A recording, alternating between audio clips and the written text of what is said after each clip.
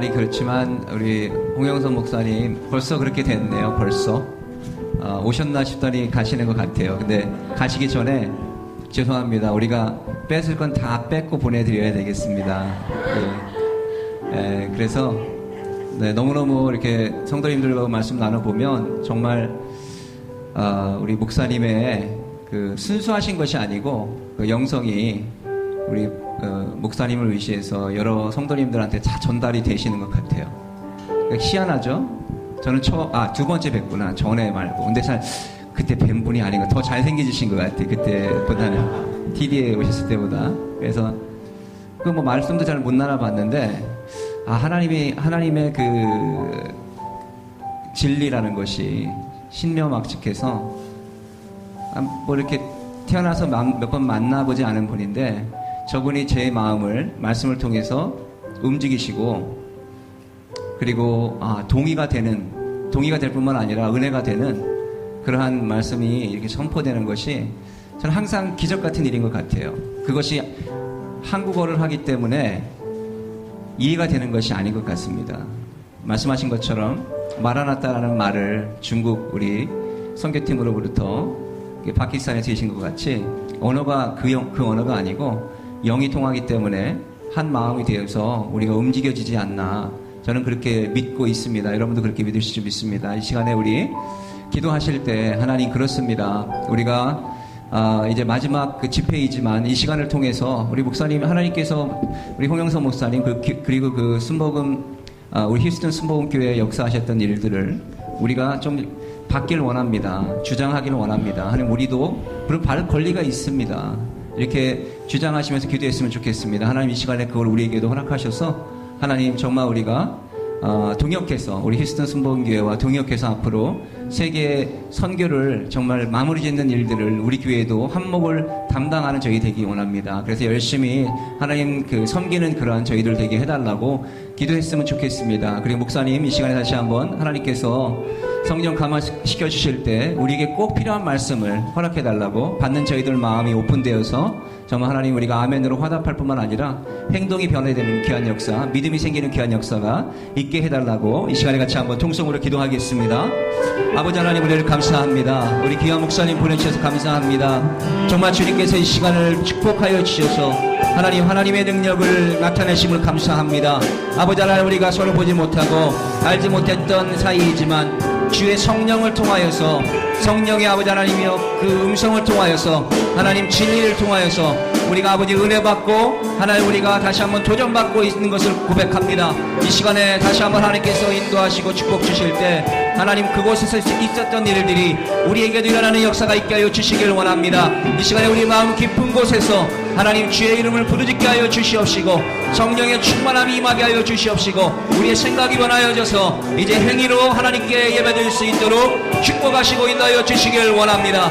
하나님, 하늘문을 여시고 축복하심을 믿습니다. 이 시간에 종의 입술을 들어 아버지 하나님의 말씀을 선포하실 때 아버지 하나님, 듣는 저희들 아멘으로 아버지 하나님 화답하게 하시고 이 시간에 하나님께서 주시는 복을 받아들이는 저희들 되게 하셔서 동역하게 하셔서 하나님이 마지막 세대에 하나님의 나라를 확장하는 그 동역하는 귀한 미역제다교회 한 사람 한 사람 될 수 있도록 하나님 축복하시고 인도하여 주시기를 원합니다. 이 시간 하나님께서 인도하시고 축복하시고 함께하여 주실 걸 믿고 감사드립니다.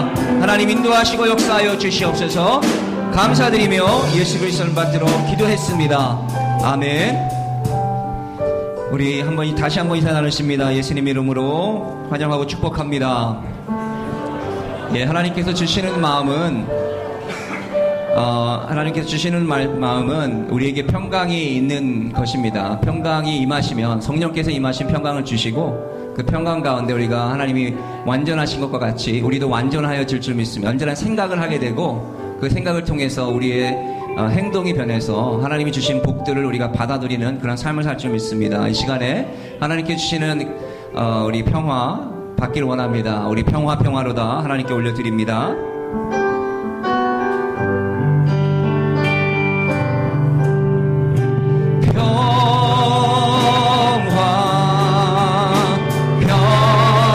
평화로다 하늘 위에서 내려오는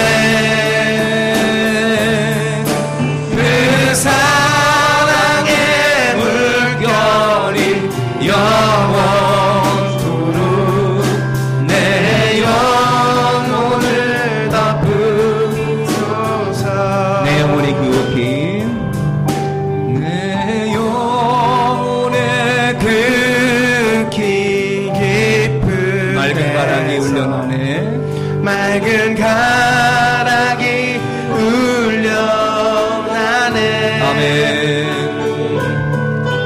하늘 곡조가 언제나 흘러나와 내 영혼을 고이 사네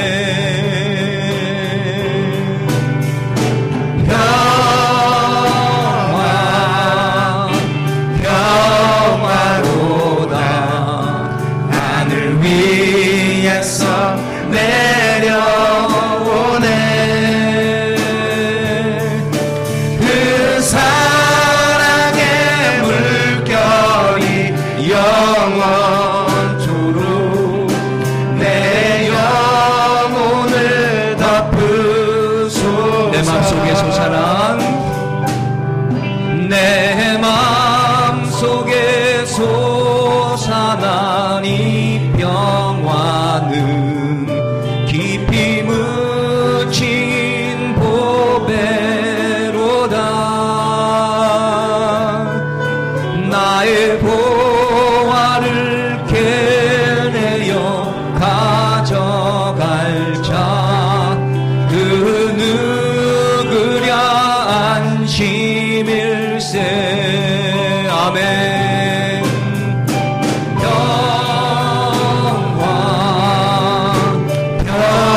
평화로다 하늘 위에서 내려오네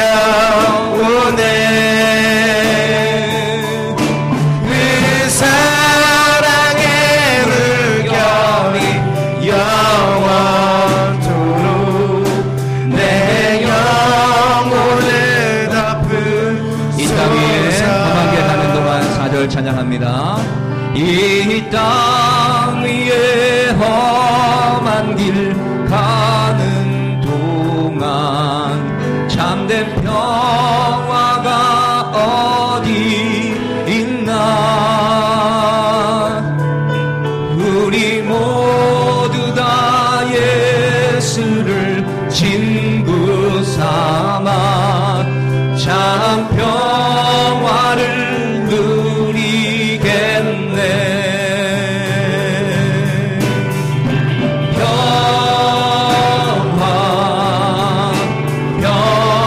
평화로다 하늘 위에서 내려오네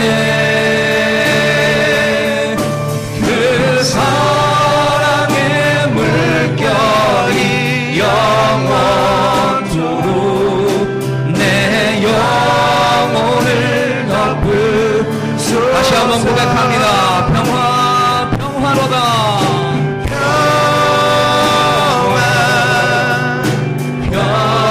평화로다 하늘 위에서 내려오네 그 사랑의 물결이 영원토록 내 영혼을 덮으소서 아멘 예, 그 평강과 평화가 이 예배 가운데 임한 줄 믿습니다.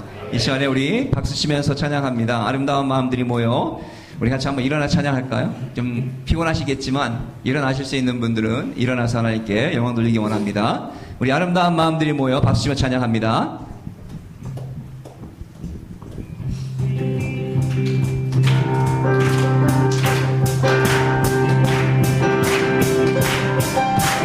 아름다운 마음들이 모여서 주의 은혜 나누며 예수님을 따라 사랑해야지 우리 서로 사랑해 하나님이 가르쳐준 한 가지 내 이웃을 내 몸과 같이 미움과 증식이 주버리고 우리 서로 사랑해 이 다음에 예수님을 만나면 우리 뭐라 말할까 그때는 부끄러움 없어야지. 우리 서로 사랑해. 하나님이 가르쳐준 한 가지, 내 이웃을 내 눈과 같이. 미움 다툼 시기 들트버리고 우리 서로 다시 한번 아름다운 마음들이 보였어. 주의 은혜 나누며 예수님을 따라 사랑해야지. 우리 서로 사랑해. 하나님이 가르쳐준 한 가지, 내 이웃을 내 몸과 같이. 미움 다툼 시기 들트버리고 우리 서로 사랑. 이 다음에 예수님을 만나면 우리 뭐라 말아. 부끄러움 없어야지. 그때에는 부끄러움 없어야지. 우리 서로 사랑. 하나님이 가르쳐준 한 가지, 내 이웃을 내 몸과 같이. 미움 다툼 시기 질투버리고 우리 서로 사랑해. 성령이여 임하소서. 내 많은 나의 심령 위에 주님의 은혜에 담비 내려 나 흠뻑 적셔 주옵소서. 주의 권세 주의 능력 지금 이 시간 임하셔서 악한 권세 모두 깨뜨리고 주님 나라 임하소서. 영광 할렐루야. 예수의 그 피가 내게 승리 주네. 구원이 되시네. 영광 할렐루야. 예수의 이름이 능력되네. 소망이 되시네. 성령이여 임하소서. 내 마른 나의 심령 위에 주님의 은혜에 담비 내려 나 흠뻑 적셔 주옵소서. 주의 권세 주의 능력 지금 시간이 하셔서 악한 권세 모두 깨뜨리고 주님 나라에 임하소서. 영광 할렐루야. 예수의 그 피가 내게 승리 주네. 구원이 되시네. 영광 할렐루야. 예수의 이름이 능력되네. 소망이. 다시 한번 영광 할렐루야. 영광 할렐루야. 예수의 그 피가 내게 승리 주네. 구원이 되시네. 영광 할렐루야. 예수의 이름이 능력되네. 소망이 되시네. 다시 한번 영광 할렐루야. 영광 할렐루야. 예수의 그 피가 내게 승리 주네. 구원이 되시네. 영광 할렐루야. 예수의 이름이 능력되네. 소망이 되시네. 하나님 앞에 영광의 박수 올려드립니다. 우리 심령 가운데 하나님께서 소망을 허락하신 줄 믿습니다. 귀한종의 메시지를 통해서 또 그 사역을 통해서 우리가 동일한 일들을 경험한 부분들도 있지만 또 우리가 경험하지 못한 부분들, 소망을 허락하신 줄 믿습니다.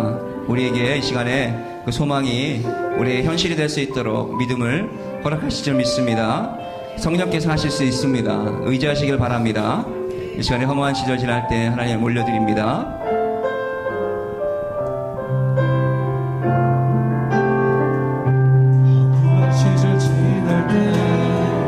깊은 한숨 내쉴 때 그런 풍경 보시며 탄식하는 분이 있네.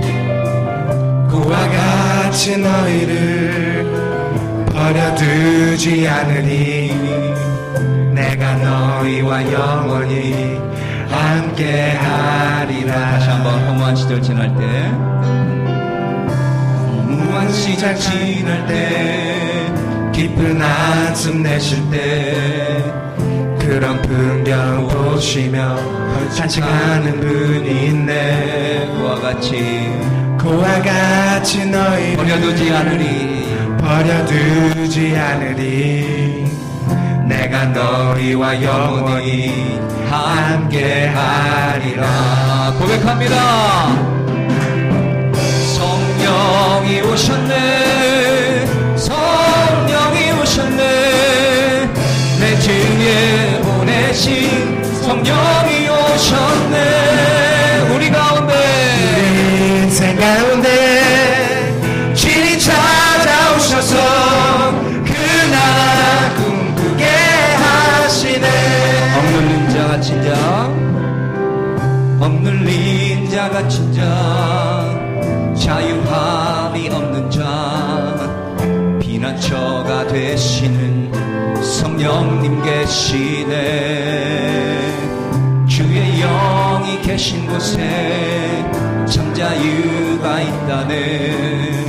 진리의 영이신 성령이 오셨네. 고백합니다. 성령이 오셨네. 성령이 오셨네. 내 주에 보내신 성령이 오셨네. 우리 인생 가운데 신이 찾아오셔서 그 나라 꿈꾸게 하시네. 다시 고백합니다. 성령 오셨네. 성령이 오셨네. 성령이 오셨네. 내 주에 보내신 성령이 오셨네. 우리 인생 가운데 진이 찾아오셔서 그 나라 꿈꾸게 하시네. 성령이 오셨네. 성령이 오셨네. 내 주에 보내신 성령이 오셨네. 우리 인생 가운데 진이 찾아오셔서 그 나라 꿈꾸게 하시네. 성령이 오셨네. 성령이 오셨네. 내 주에 보내신 성령이 오셨네. 우리 인생 가운데 진이 찾아오셔서 그 나라 꿈꾸게 하시네. 성령 오셨네. 성령이 오셨네. 성령이 오셨네. 내 주에 보내신 성령이 오셨네. 우리 인생 가운데 진이 찾아오셔서 그 나라 꿈꾸게 하시네. 그 나라 꿈꾸게 하시네. 그 나라 꿈꾸게 하시네. 다시 고백합니다. 그 나라 꿈꾸게 하시는 주님. 그 나라 꿈꾸게 하시네.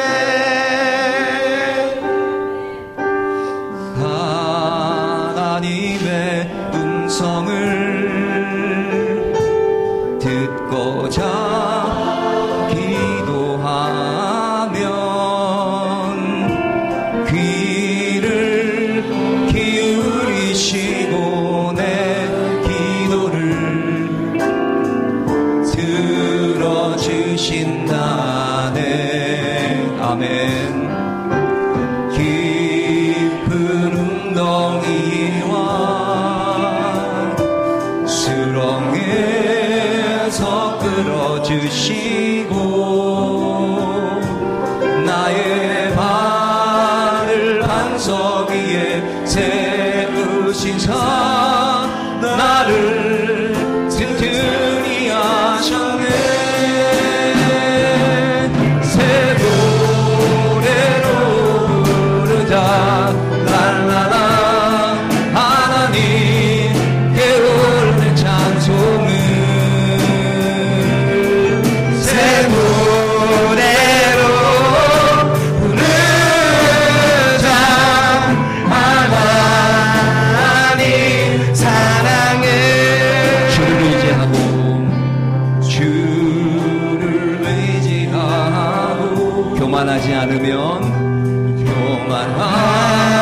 하지 않으면 거짓에 치우치지 아니하면 복이 있으리라. 아멘. 여호와 나의 주는 크신 권능의 주라. 주의 크신 권능으로 우리들을 사랑하여 주시네.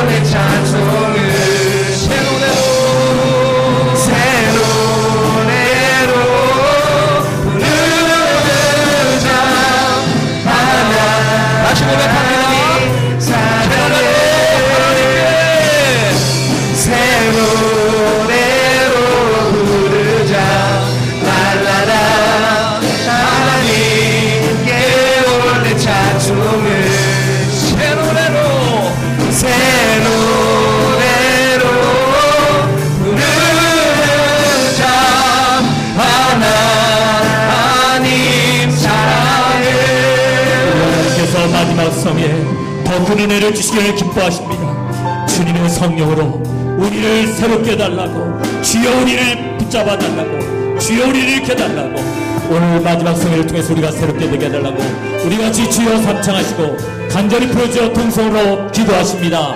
주여 주여 주여. 오 나의 사유의 주님 정독이 이 밤에 함께하시는 주님을 의지합니다. 주님을 의지합니다. 나의 사유의 주님, 오 나의 아버지 마음을 주여 이 밤에 역사에 성령을 받는 대로 주님을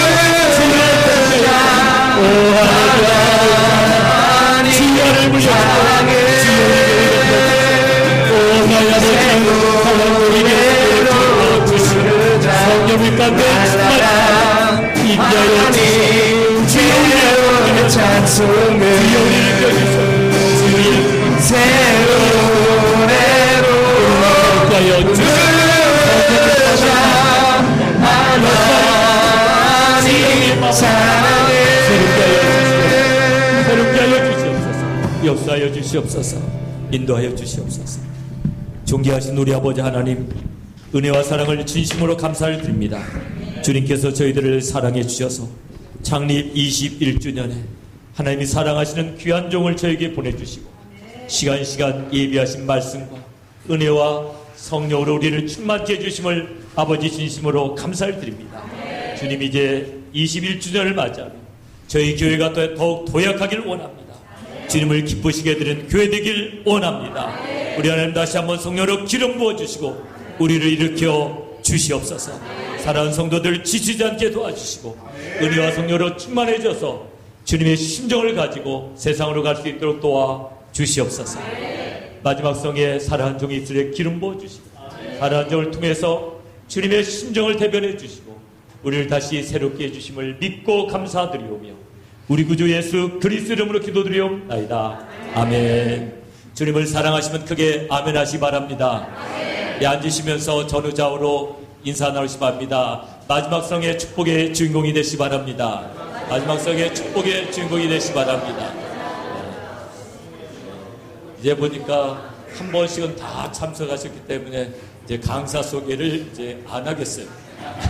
낮 예배까지는 어쩔 수 없이 했었는데요. 어쨌든 우리 성도님들이 굉장히 이렇게 강사님 마음에 들어하시고 그래서 제가 너무 감사를 드려요. 왜냐하면 우리 노회사나 목사님이 아니시고 그러셔서 그러나 제가 초청 이렇게 할 때부터 굉장히 이렇게 사양하셨지만 자기 부흥사가 아니시라고 그래서 이제 부흥사로 데뷔를 하셨어요. 이제 너무 바빠질까 봐서 걱정되는데 이제 얼마나 감사한지 모릅니다. 오늘 마지막 시간에 하나님의 크신 은혜가 함께 하시기를 주님의 이름으로 축원합니다.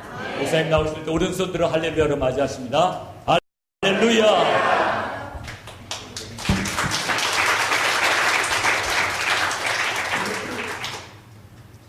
여러분은 3일 짧다고 그러는데 저한테 3년은 된 것 같아요. 예, 3년은 된 것 같아요. 3년. 제가 그러니까요 제자교회를 3년 다닌 겁니다. 그러니까 3년 다녔으니까 저 이 교회에 준 성도로 돼도 될 것 같아요. 예, 이번에 와서 정말 감사한 것은 제가 은혜 받고 갑니다. 제가 새롭게 되어져 갑니다. 제가 변화되어져 갑니다. 예, 가서 더 하나님 나라를 위하여 복음을 위하여 헌신할 것을 고백해 봅니다. 오늘 말씀 봅니다. 고린도전서 1장 26절로 예, 우리 31절입니다.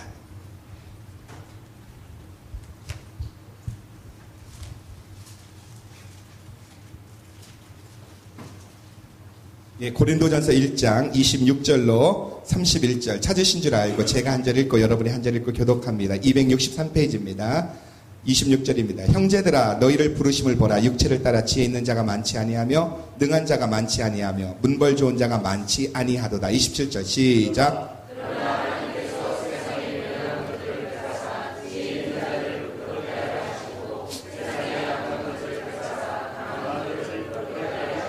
하나님께서 세상에 천한 것들과 멸시받는 것들과 없는 것들을 택하사 있는 것들을 폐하려 하시나니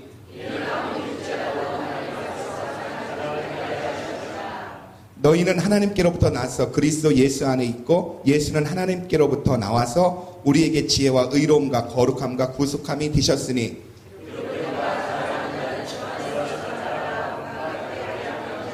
아멘. 예, 오늘 저는 여러분과 함께 특별히 한국 교회사에 대해서 잠깐 나누려고 합니다. 성경 이야기가 아니라 한국 초기 기독교 교회사에 대해서 좀 나누려고 합니다. 성경은 보면 항상 유월절을 지켜라, 예, 항상 절기를 기억하라 그렇게 했는데 그것은 무슨 말이냐면 하나님이 행하신 일을 기억하라는 겁니다. 마찬가지로 우리도 신앙생활하면서 특별히 우리 한국 사람으로서 한국 교회 가운데 있었던 하나님의 역사를 기억하는 것이 정말 중요한 것 같습니다. 그리고 이 조선의 복음화의 특징은 뭐냐면 오늘 나누었던 고린도전서 1장 26절로 31절 말씀과 같이 하나님은 강한 자가 아니라 약한 자들 그리고 유명한 사람이 아니라 무명한 사람들 들어서 하나님은 일하셨다는 것을 여러분 잊지 마시기 바랍니다. 마태복음 13장에 보면은 하나님 나라는 그 겨자씨 하나일 것 같다 이렇게 말합니다. 여러분 겨자씨가 얼마나 작은 씨인지 아시죠? 예, 어떤 목사님이 이스라엘 성지순례 갔다가 겨자씨를 갖갔대요. 그래가지고 성도님들한테 이게 겨자씨입니다 하고 보여줬더니 어떤 성도님이 어디요 하고 흥하면서 콧바람이 날아가고 잊어버렸답니다. 그 정도로 겨자씨는 작은 거예요. 근데 겨자씨는 어떻다고요? 이것이 나중에는요 싹이 나고 자라면은 2m까지 자랍니다. 그래서 지친 새들이 날아와서 그 그늘에 쉬기도 하고 둥지를 틀기도 한다는 겁니다. 그러면 하나님께서 하신 말씀이 하나님 나라는 이 겨자씨와 같다는 거예요. 작지만 처음엔 작기 시작하지만 빵빠레를 울리며 시작하지 않지만 무명한 자에게서 시작되지만 그 안에 복음에는 생명이 있기 때문에 결국은 큰 나무가 되어져서 그늘이 되어지고 쉼을 준다는 겁니다. 여러분 한국 교회사를 이야기할 때 정말 우리가 제일 먼저 나눌 사람이 누구냐면 토마스 선교사입니다. 들어보셨을 거예요. 토마스 선교사님. 예, 우리 토마스 선교사님은 영국에서 목사들로 태어났습니다. 아버지가 하노버 교회의 담임 목사님이었는데 그 아버지 교회에서 24살 때 목사 안수를 받습니다. 그리고 1863년 그 다음 해에 결혼을 합니다. 결혼한 후에 한호복 교회와 그리고 런던 선교회의 파송으로 중국 선교사로 헌신하게 되어집니다. 그래서 이제 중국 선교를 위해서 옵니다. 와가지고 1년 정도 있다가 그 중국에 와가지고 환경이 너무 어렵고 정말 이 풍토병에 걸려가지고 아내가 1년 후에 죽습니다. 여러분 25살짜리 젊은 선교사가 중국을 향한 마음을 가지고 왔는데 와서 1년 만에 아내가 죽었으니 그 마음이 얼마나 답답하겠습니까? 아프겠습니까? 예, 그래서 좀 힘들어하는 시간을 보내고 있었습니다. 그런데 조선이라는 미전도 종족에 대해서 듣게 되어집니다. 그것을 꼭 관심을 갖게 되어졌습니다. 어떤 일이 있었느냐 하면 그 당시 한국에 흥선대원군이라는 사람 들어보셨죠? 흥선대원군이 세국 정치를 하면서 천주교인을 핍박했습니다. 그때 김자평하고 최선일이라는 이 두 사람이 중구로 도망을 왔다가 거기에서 누구를 만나느냐면 바로 토마스 선교사를 만난 겁니다. 근데 가만히 보니까 토마스 선교사님 보니까 이 천주교인이라고 하는데 성경 지식이 하나도 없는 거예요. 그래서 이들에게 이 조선 사람들에게 좀 성경을 가르쳐주고 성경 말씀을 전해야 되겠다는 마음의 소원이 생깁니다.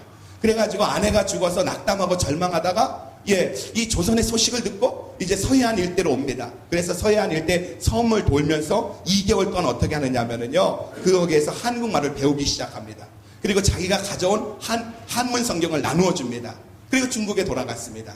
그리고 그 다음부터 본격적으로 자기가 이 조선의 복음화에 대해서 꿈을 꾸기 시작합니다. 그래서 한국말을 막 배우기 시작해요. 그리고 막 열심히 한국 문화를 배우고 있는데 소식이 들리는 겁니다. 제너럴 셔먼호라는, 다 국사시간에 나왔던 이야기를 하고 있는 거예요. 여러분, 이제 알면은 좀 아는 단어가 나오면 고개를 좀 끄덕끄덕해주면 제가 좀 빨리빨리 진행할 수 있습니다. 제너럴 셔먼호가 한국에 간다는 거예요. 그래가지고 그러면서 통역관을 모집한다는 거예요. 그래가지고 이 토마스 선교사님이 제너럴 셔먼호의 통역관으로 어플라이를 합니다. 됐겠어요? 안 됐겠어요? 됐어요. 그래가지고 이제 조선에 갈 날만 기다리고 있었습니다. 근데 1866년도에 이 배가 드디어 조선을 향해 간다는 겁니다. 그래서 자기가 이제까지 한문으로 되어졌던 한문 성경을 이렇게 모아가지고 이제 조선 사람들에게 나눠주기 위해서 이제 탑니다. 근데 그때가 언제냐면 1866년도예요. 근데 1866년도가 흥선대원군이 조선을 집권한 지 바로 3년 뒤던 해로 세국 정치가 극에 달해 있었습니다. 그리고 1866년 1월에 어떤 일이 있었느냐 하면은요, 병인박해가 있었습니다. 병인박해도 들어보셨을 겁니다. 다 한국에서 공부한 사람들 한 번씩은 국사 시간에 다 했던 겁니다. 어떤 일이 있었느냐 하면은 조선이라는 나라가 있는데 바로 위에 있는 러시아가 남하 정책을 해서 자꾸 밀고 내려오는 겁니다. 근데 조선은 힘이 없잖아요. 그러니까 일을 어떻게 하면 좋을까 그랬는데 천주교인들이 그렇게 얘기하는 거예요. 지금 여기에 천주교 신부가 9명이 들어와 있는데 그 천주교 신부들에게 부탁을 해서 바로 프랑스의 나폴레옹 군대를 이곳에 데리고 와서 러시아 남하 정책을 막았으면 좋겠다, 그런 얘기를 하는 겁니다. 그러니까 흥선대원군 기가 솔깃하잖아요. 그래가지고 그럼 좋겠다, 신부들 불러와라 했는데 천주교 신부들이 그러는 겁니다. 우리는 복음 전하러 왔지 정치는 관심 없습니다 하면서 안 오는 거예요. 그러니까 화가 나요, 안 나요? 여러분은 굉장히 성격이 좋으신가 봐요. 화가 나잖아요.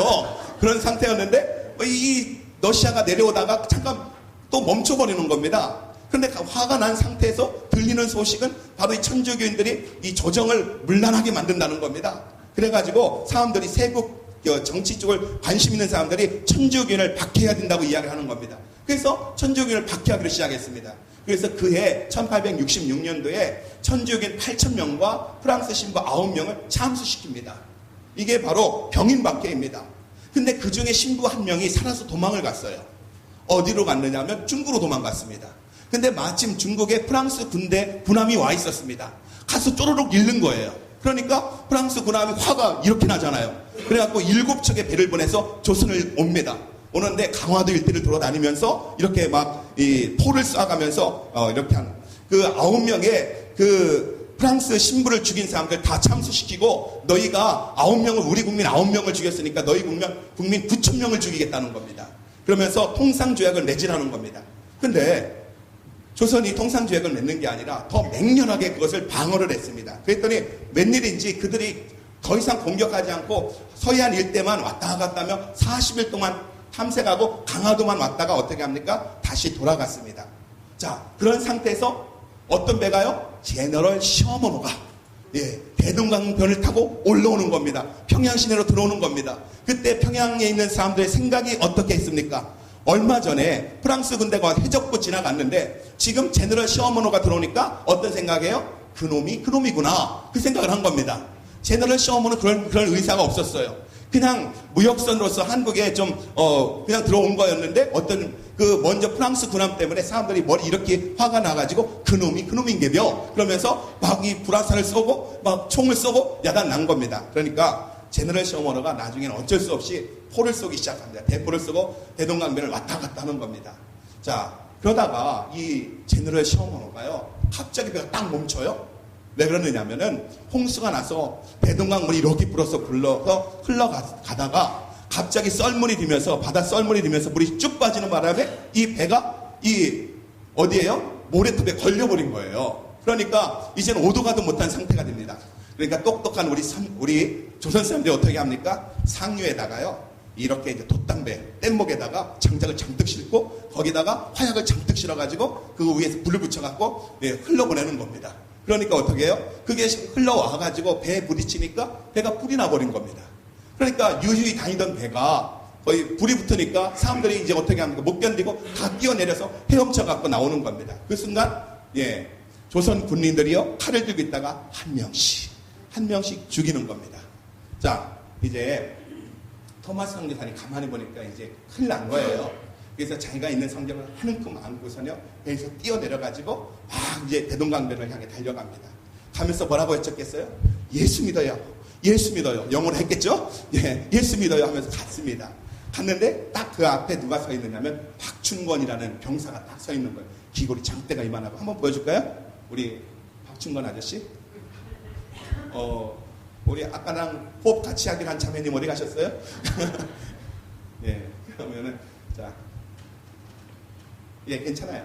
뭐 또 안 보이면 어쩔 수 없지 뭐. 여러분 상상하십시오. 저렇게 생겼을 겁니다. 자, 그래가지고 어떻게 됐느냐면은요, 이 박준건이라는 사람이 칼을 딱 들고 서 있으니까 이 토마스 선교사님이 씩 웃으면서 저게 토마스 선교사님이고요. 하나 더 넘기시면 하나 더 넘겨주십시오. 그러면 박준건 아저씨 나와요. 저 아저씨입니다. 저 아저씨가 딱 있으니까 무서워서 성경을 주면서 뭐라고 예수 믿으라고 말을 했는데 저 아저씨는 못 알아들은 겁니다. 근데 칼로 내쳤습니다. 그리고 주님께서 그 성경을 받았습니다. 자, 토마스 선교사님이 24살에 목사안수 받고 25살에 선교사로 파송되어서 중국 땅에 와서 1년 만에 아내를 잃어버립니다. 그리고 또한 조선이라는 나라를 소개를 받고 2년 동안 조선에 대한 꿈을 꾸면서 기도를 준비했다가 지금 대동강변에 들어왔다가 그 타곤배가 불타면서 그는 조선 땅을 밟았지만 결국은 밟자마자 그는 목이 잘려 죽은 겁니다. 우리가 보면 어때요? 완전 실패입니다. 완전 이런 실패가 있을 수 없는 겁니다. 근데 놀라운 것은요, 바로 토마스 선교사님은 그렇게 죽었지만 그가 가슴에 안고 왔던 복음은 생명력 있게 역사했다는 겁니다. 그래서 어떻게 했습니까? 그때 마침 이 토마스 선교사님이 성경을 이만큼 안고 나오면서 던져줬는데 거기에 12살 먹은 최치량이라는 소년이 와 있었습니다. 왜요? 불 났으니까, 전쟁 났으니까 구경하러 온 겁니다. 근데 이렇게 코가 이렇게 하고 키가 이따만한 사람이 오더니 막 뭐라고 하면 뭔가 던져줘서 자기가 거기 있는 거 3개를 주웠어요. 이게 성경인 겁니다. 근데 집에 들어갔는데 방이 붙었어요. 거기에서 제너럴 시어머니에서 나온 건 모든 것은 불운 서적이기 때문에 다 갖고라는 겁니다. 그게 불안하잖아요. 그래서 갖고 갈까 말까 하다가 가지고 그 당시에 그 평양 영문 주사인 박영식에게 간 겁니다. 그래서 그걸 갖다 주었어요. 자, 박영식은 이걸 갖다 어떻게 해야 됩니까? 불태워야 돼요. 근데 불태우려고 딱 보니까 종이가요, 재질이 괜찮아. 정말 괜찮아. 그리고 이거 태우려는 게 아까운 생각이 드는 거예요. 그래서 살짝 자기 집으로 가지고 왔어요. 그리고 그걸 다 뜯어가지고요, 자기 집 방에다가 벽지로 다 발라버린 겁니다. 옛날에는 벽지 없었습니다. 그러니까 이 좋은 종이가 오니까 자기 집에다 벽지를 다 발라놓은 거예요. 근데 자려고 누워보니까 하나님이 세상을 이처럼 사랑하사 그런 얘기만 써있고, 그러니까 이게 뭔 얘기인가 봐. 그래서 그 마음속에 굉장히 궁금증이 가고 있었습니다. 그러던 중 최치량이가 12살 있던 소년이 성장했어요. 그래가지고 박영식에게 가서 말합니다. 이 집을 나에게 팔라고. 그래서 채치량이 박영식의 집, 바로 성경으로 도배되어 있던 그 집을 사가지고 자기가 그것을 여관으로 만듭니다. 그래가지고 여관이 되어져서 많은 사람들이 오고 가면서 그 성경 말씀을 읽기 시작한 겁니다. 그러던 중 1893년도에 한미 수교가 이루어지고 이제 선교사님들이 대거 들어왔을 때 마페 선교사님이 평양은 어떤 곳인가 하고선 탐사를 온 겁니다. 탐사를 와가지고 선교사님 왔으니까 어디서 자야 돼요?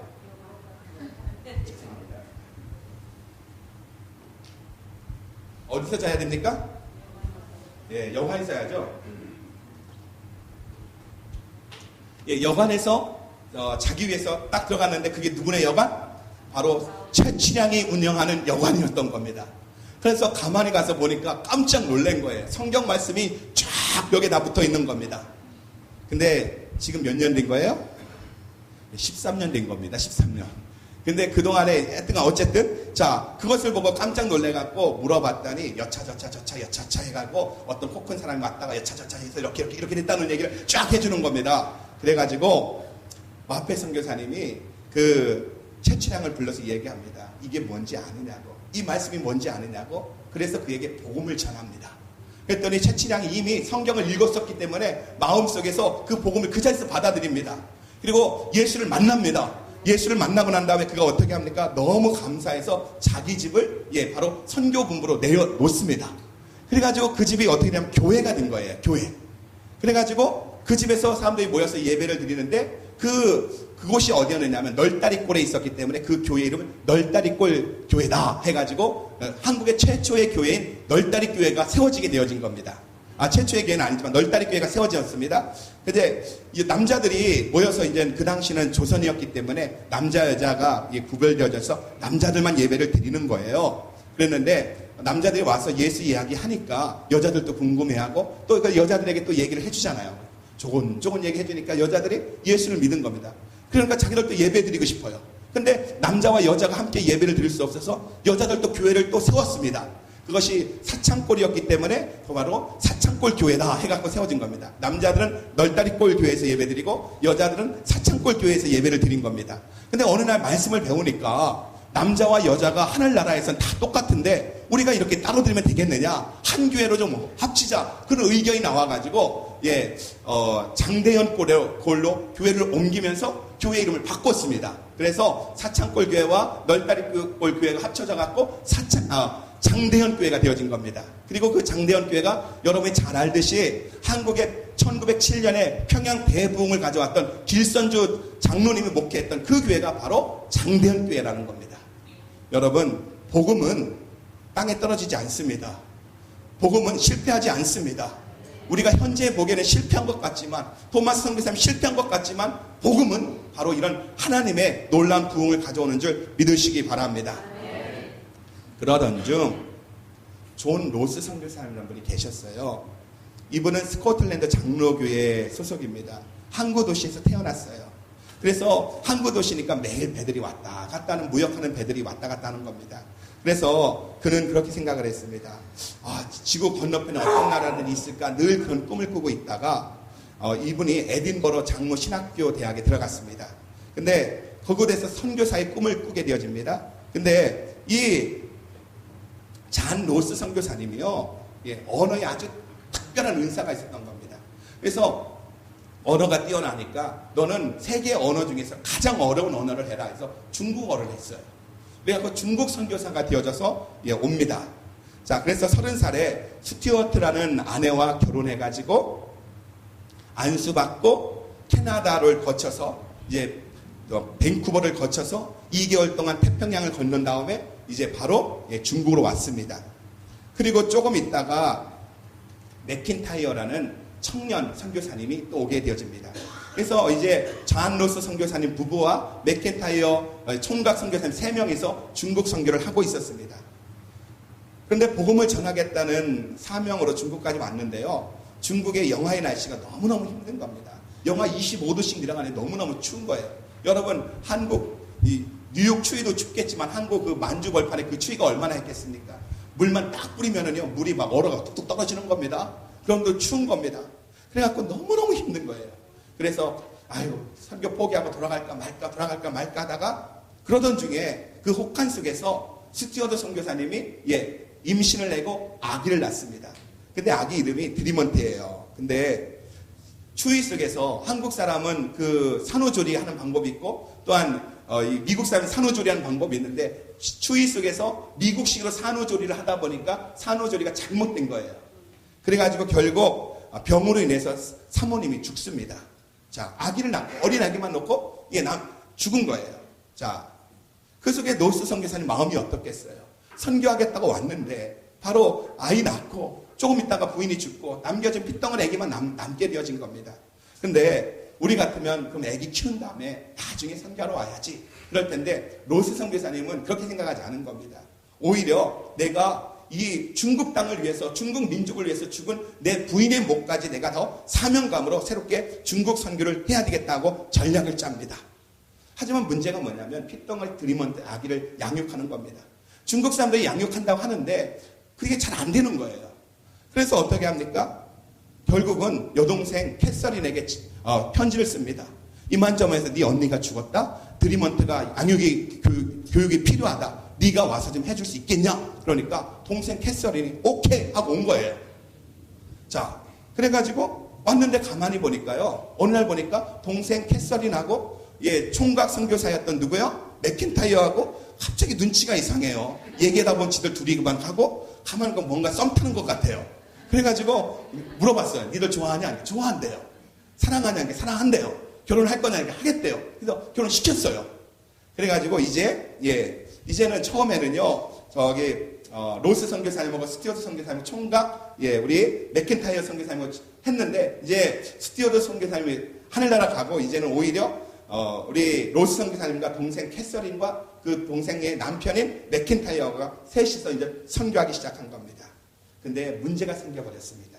어떤 문제였느냐면요, 중국 땅에 선교하는데, 아일랜드 선교사님하고요, 바로 이 스코틀랜드 선교사님들 간에 지역으로 싸움이 난 겁니다. 여러분 선교사님들도 선교지에서 싸웁니다.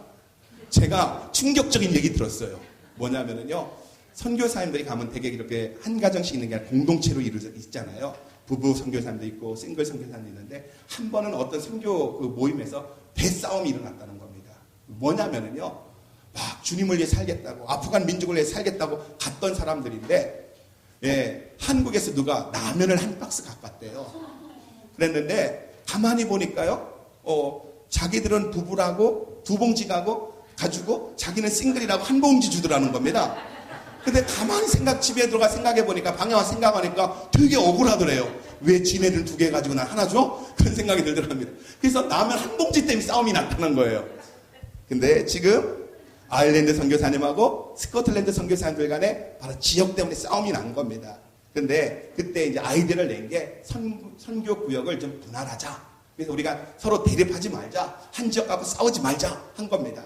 그래서 스코틀랜드 우리 존 루스 선교사님이 속한 스코틀랜드 선교사님들은 중국의 동북부, 지금의 만주 쪽을 담당하고요. 그리고 아일랜드 선교사님들은 서남부를 담당하게 되어진 겁니다. 그래서 이 존 루스 선교사님이 만주 지역으로 가서 보니까 이거 보고 듣지도 못했던 한 민족이 보이는 거예요. 그게 누구예요? 한국 사람. 그래서 한국 사람을 보면서 혹시 하나님이 나를 저들에게 선교하라고 보낸 거 아닌가 하는 생각을 갖고 있는데, 그러면서 한국 선교에 대한 생각을 갖고 있는 상황에서 토마스 선교사님 이야기를 들은 겁니다. 토마스라는 런던에서 온 런던 선교회 소속에서 왔던 선교사가 있었는데 아내가 죽고 뭐 여차저차 준비해갖고 여차저차 갔다가 대동강에 여차저차해서 죽었더라, 그런 얘기를 듣는 겁니다. 근데 그것을 듣는데 가슴이 뜨거워지는 거예요. 그래서 그분이 이렇게 헌신합니다. 토마스 선교사가 꿈꾸던 한국 선교를 내가 실현하리라 하면서 그 비전을 붙잡게 되어집니다. 그래서 첫 번째로 압록강 줄기를 따라서 농사를 짓고 있던 조선인들에게 한글로 된 성경을 번역하여 전해주기로 선교의 전략을 세웁니다. 이제까지 한국 성경이 없었는데 한국말로 성경을 번역하리라 결심을 합니다. 그리고 조선 땅에 가고 싶어서 의주, 지금의 신의주입니다. 그 땅을 가려고 하는데 경계가 심해서 갈 수가 없었습니다. 그러던 중이었어요. 이때 중국에서 바로 의주 출신, 신의주 출신인 이응찬이라는 사람을 만나게 됩니다. 이응찬이 누구냐면요, 장사꾼이에요. 의주와 지금의 단동을 왔다 갔다 하면서 중국과 한국을 왔다 갔다 하면서 장사하는 사람입니다. 근데 한 번은 신의주에서 배를 타고 단동 쪽으로 가다가 압록강에서 풍랑이 만나가지고 갖고 가던 물건을 다 없애버리고, 그리고 배가 뒤집어지면서 겨우겨우 헤엄쳐 살아나온 겁니다. 아주 빈털터리가 되어진 겁니다. 근데 그걸 누가 그 사람을 발견했어요? 바로 잔로스 선교사님 그를 발견한 겁니다. 그래서 자기 집에 데리고 갑니다. 그래가지고 가만히 장사꾼이기 때문에 한문도 잘하는 거예요. 그래서 이 사람으로부터 한국말을 배우기 시작합니다. 한국말을 배우지만 실제 목적은 뭐예요? 우리는 사람을 만날 때마다 다 여러 가지 목적이 있지만 진짜 목적은 뭐예요? 역시 전도죠, 전도. 그래, 전도를 한 겁니다. 그래가지고 그 사람을 이제 어학 교사로 세우고 조사로 세워가지고 복음을 전했더니 이분이 복음을 받으려고 예수를 믿게 된 겁니다. 예수를 믿고 나니까, 이응찬이라는 사람이 예수를 믿고 나니까 어때요? 가슴이 뜨겁잖아요. 그래서 자기 고향으로 갑니다. 마치 이런 거죠. 우리 이 교회에 이기훈 집사라는 분이 계신데, 이분이 어느 날 그냥 억지로 가서 트레스 디아스를 간 거예요. 갔다 와 보니까 은혜를 홈팍 받아버렸어요. 그러니까 가만히 은혜 받고 나니까 내 속에 불이 있으니 가만히 있을 수가 없잖아요. 그래서 정 집사님을 쑤시기 시작하는 거예요. 가자고 하는데 안 가요, 저분이. 근데 수단과 방법을, 어떤 날은 막 홍어 삭힌 것도 좀 먹여주고 막 이러면서 막 오신 거예요. 근데 결국은 어떻게 합니까? 정 집사님 올라가서 은혜를 받았잖아요. 근데 똑같은 시츄에이션인 겁니다. 바로 이응찬이 걔가 예수 믿고 나니까 너무 그 복음이 귀한 겁니다. 그래서 자기 고향에 돌아가 가지고요, 자기 친구인 백홍준이나 김진기나 이성아 이런 친구들을 데리고 중국으로 와가지고 바로 로스 선교사님으로부터 그들에게 복음을 전하게 합니다. 그래서 그들도 복음을 듣게 됩니다. 그럴 즈음에 또 하나의 사건이 생겨요. 들어보셨을 겁니다. 서상윤, 서경조 형제입니다. 이분들도 장사입니다. 장사꾼인데 무슨 장사냐? 홍삼 장사입니다. 홍삼. 그 당시에 고려문, 한번 잠깐 볼래요? 고려문? 저게 고려문인데, 저게 뭐냐면은 지금의 신양에 있습니다. 봉천에 있습니다. 바로 한국과 중국, 양국 상인들의 무역이 이루어졌던 곳이 바로 고려문입니다. 근데 이 서상윤이라는 사람이 홍삼 장사인데, 이 고려문에서 홍삼을 팔고 있었는데 열병에 걸린 겁니다. 열병으로 죽어가는 겁니다. 한 사람이 죽어간다는 소식을 바로 로스 선교사님의 동생의 남편인 맥켄타이어 선교사님 이야기를 들은 겁니다. 그래서 그 집을 신방했어요. 우리말로 신방을 했어요. 가서 그리고선 보니까 죽어가니까 의사 친구를 데려다가 열심으로 치료했습니다. 그래서 살아났어요? 죽었어요? 네, 이제 살아났습니다. 그래가지고 살아났으니까 우리는 그 다음에 무엇을 해야 돼요? 전도를 해야죠. 그래서 열심히 복음을 전한 겁니다. 그랬더니 이 사람이 바로 복음을 받아들이기 시작합니다. 그래서 노스 선교사님에게 소개를 했습니다. 근데 이 서상윤이라는 사람이 굉장히 똑똑한 사람이에요. 그래서 로스 선교사님이 이 사람을 데리고 누가복음을 번역하기 시작합니다. 근데 1879년입니다. 1879년, 바로 1866년 토마스 선교사님이 대동강변에서 목이 잘려 순교한 지 약 13년이 되는 1879년, 한국 교회에서 길이길이 기억될 일이 생깁니다. 그게 뭐냐면요, 바로 서상윤, 이응찬, 백홍준 등이 세례를 받습니다. 그래서 최초의 한국의 세례교인이 나온 겁니다. 토마스 선교사님이, 여러분, 정말 그냥 우리가 보기에는, 세상 사람들이 보기에는 실패한 사역이었고 실패한 사람인 것 같았는데, 노스 선교사님은 토마스 선교사님의 소식을 듣고 한국 선교의 꿈을 꾸기 시작합니다. 그리고 결국 그를 통해서 어떻게 됐다고요? 한국에 13년 만에 최초의 세례교인이 만들어지는 겁니다. 그리고 이응찬과 그리고 서상윤과 함께 누가복음, 요한복음을 번역합니다. 번역해놓고 영국 성서공의로부터 도움을 받아서 중국 상해에서 인쇄기를 가져옵니다. 그래가지고 번역한 것을 이제 책으로 만들기 시작합니다. 근데 누가복음과 요한복음을 책으로 만드는데 활자가 몇 개냐? 4만 활자입니다. 이것을 다 대열한 다음에 최초로 이제 어떻게 합니까? 책을 만들어냈습니다. 이것이 바로 최초로 발행된 한국 성경입니다. 그래서 최초로 번역된 것은 누가복음과 요한복음입니다. 그리고 1884년도에 마태복음과 마가복음이 책으로 나오고요. 85년도에 로마서, 고린도전서, 갈라디아서, 에베소서가 나오고요. 1887년도에 신약 성경 전체가 책으로 나옵니다. 이것을 노스 선교사님이 번역해서 그리고 책으로 만들었다 해서 우리는 노스 번역이라고도 하기도 합니다. 자, 성경이 이제 책으로 나온 겁니다. 예. 자, 그런데 이것을 뿌려야 하잖아요. 나눠줘야 되잖아요. 그래가지고 우리가 잘 아는 종교책 행상인을 모읍니다. 이 권서라고 하죠. 권서. 들어보셨나요? 권서. 이분들의 특징은 뭐냐면은 그냥 가서 성경을 나눠주는 게 아니라요. 복음을 전하는 겁니다. 근데 막 예수 믿으시라고 막 복음을 전했어요. 예수님이 당신을 위해 죽으셨습니다 하면서 막 합니다. 복음을 받아들였어요. 그럼 이제 예수 믿었잖아요. 그 다음에 성경을 주잖아요. 그냥 주는 게 아니에요. 돈 받고 줘요. 이게 권서입니다. 그러니까 최초의 성경책을 그냥 주지 않았어요. 다 돈 받고 복음을 전하고 예수 믿는 사람에게 돈 받고 이 성경책을 주었다는 겁니다. 그만큼 성경에 대해서 굉장히 사람들이 그렇게 신뢰하고 성경에 대해서 그렇게 아끼는 마음이 있었다는 겁니다. 근데 이 동부 만주 벌판으로 이분들이 나가서 책을 다 뿌렸습니다. 노스 선교사님이 얼마 후에 이제 그 지역을 방문하게 됩니다. 갔더니요 30명의 그 두루마리를 입은 한국 사람들이 모여 있는 겁니다. 근데 그분들이 예수 믿는 사람들입니다. 그러면서 노스 선교사님에게 세례를 달라고 합니다. 그래서 어떤 동네 갔더니 30명, 어떤 동네 갔더니 75명 이렇게 세례를 주기 시작합니다. 자, 1년에 몇 차례 만주 심양에서요 헌종이를 사고 파는 장터가 생겼습니다. 예. 그런데 아까 얘기했던 백홍준이라는 사람이 의주에서 아까 얘기했던 사람이에요. 이기훈 집사님이 저기 은혜 받고 트레스피아스 은혜 받고 저기 우리 정 집사님을 그랬듯이 이응찬이라는 사람이 자기 은혜 받고 자기 고향 의주에 가서 데려온 사람이 백홍준입니다. 그리고 최초의 세례교인입니다. 백홍준이 조선 땅에도 복음을 전해야겠다는 간절한 소원이 생깁니다. 그래서 고서 행상인을 가장을 합니다. 그래서 위에와 아래, 위에는 헌책을 넣고 그 안에 성경을 넣은 겁니다. 성경을 넣고 샌드위치를 만든 거예요. 이것을 가지고 바로 자기 고향으로 돌아갑니다. 근데 국경을 넘는데 보초가 아는 사람이에요. 그래갖고 그냥 통과시켜줬어요. 그래서 성경 반입이 성공됩니다. 최초로 바로 백홍준에 의해서 한국말로 된 성경책이 한국 땅에 들어오는 겁니다. 그리고 의주와 황해도를 다니면서 복음을 전하면서 나누어 줍니다. 그래서 의주에서 33명이요 예수 믿고 교회를 세우게 되어집니다. 나중에 이 백홍준은요 외국인과 내통했다는 누명을 쓰고 결국은 감옥에 있다가 순교를 당하게 되어집니다.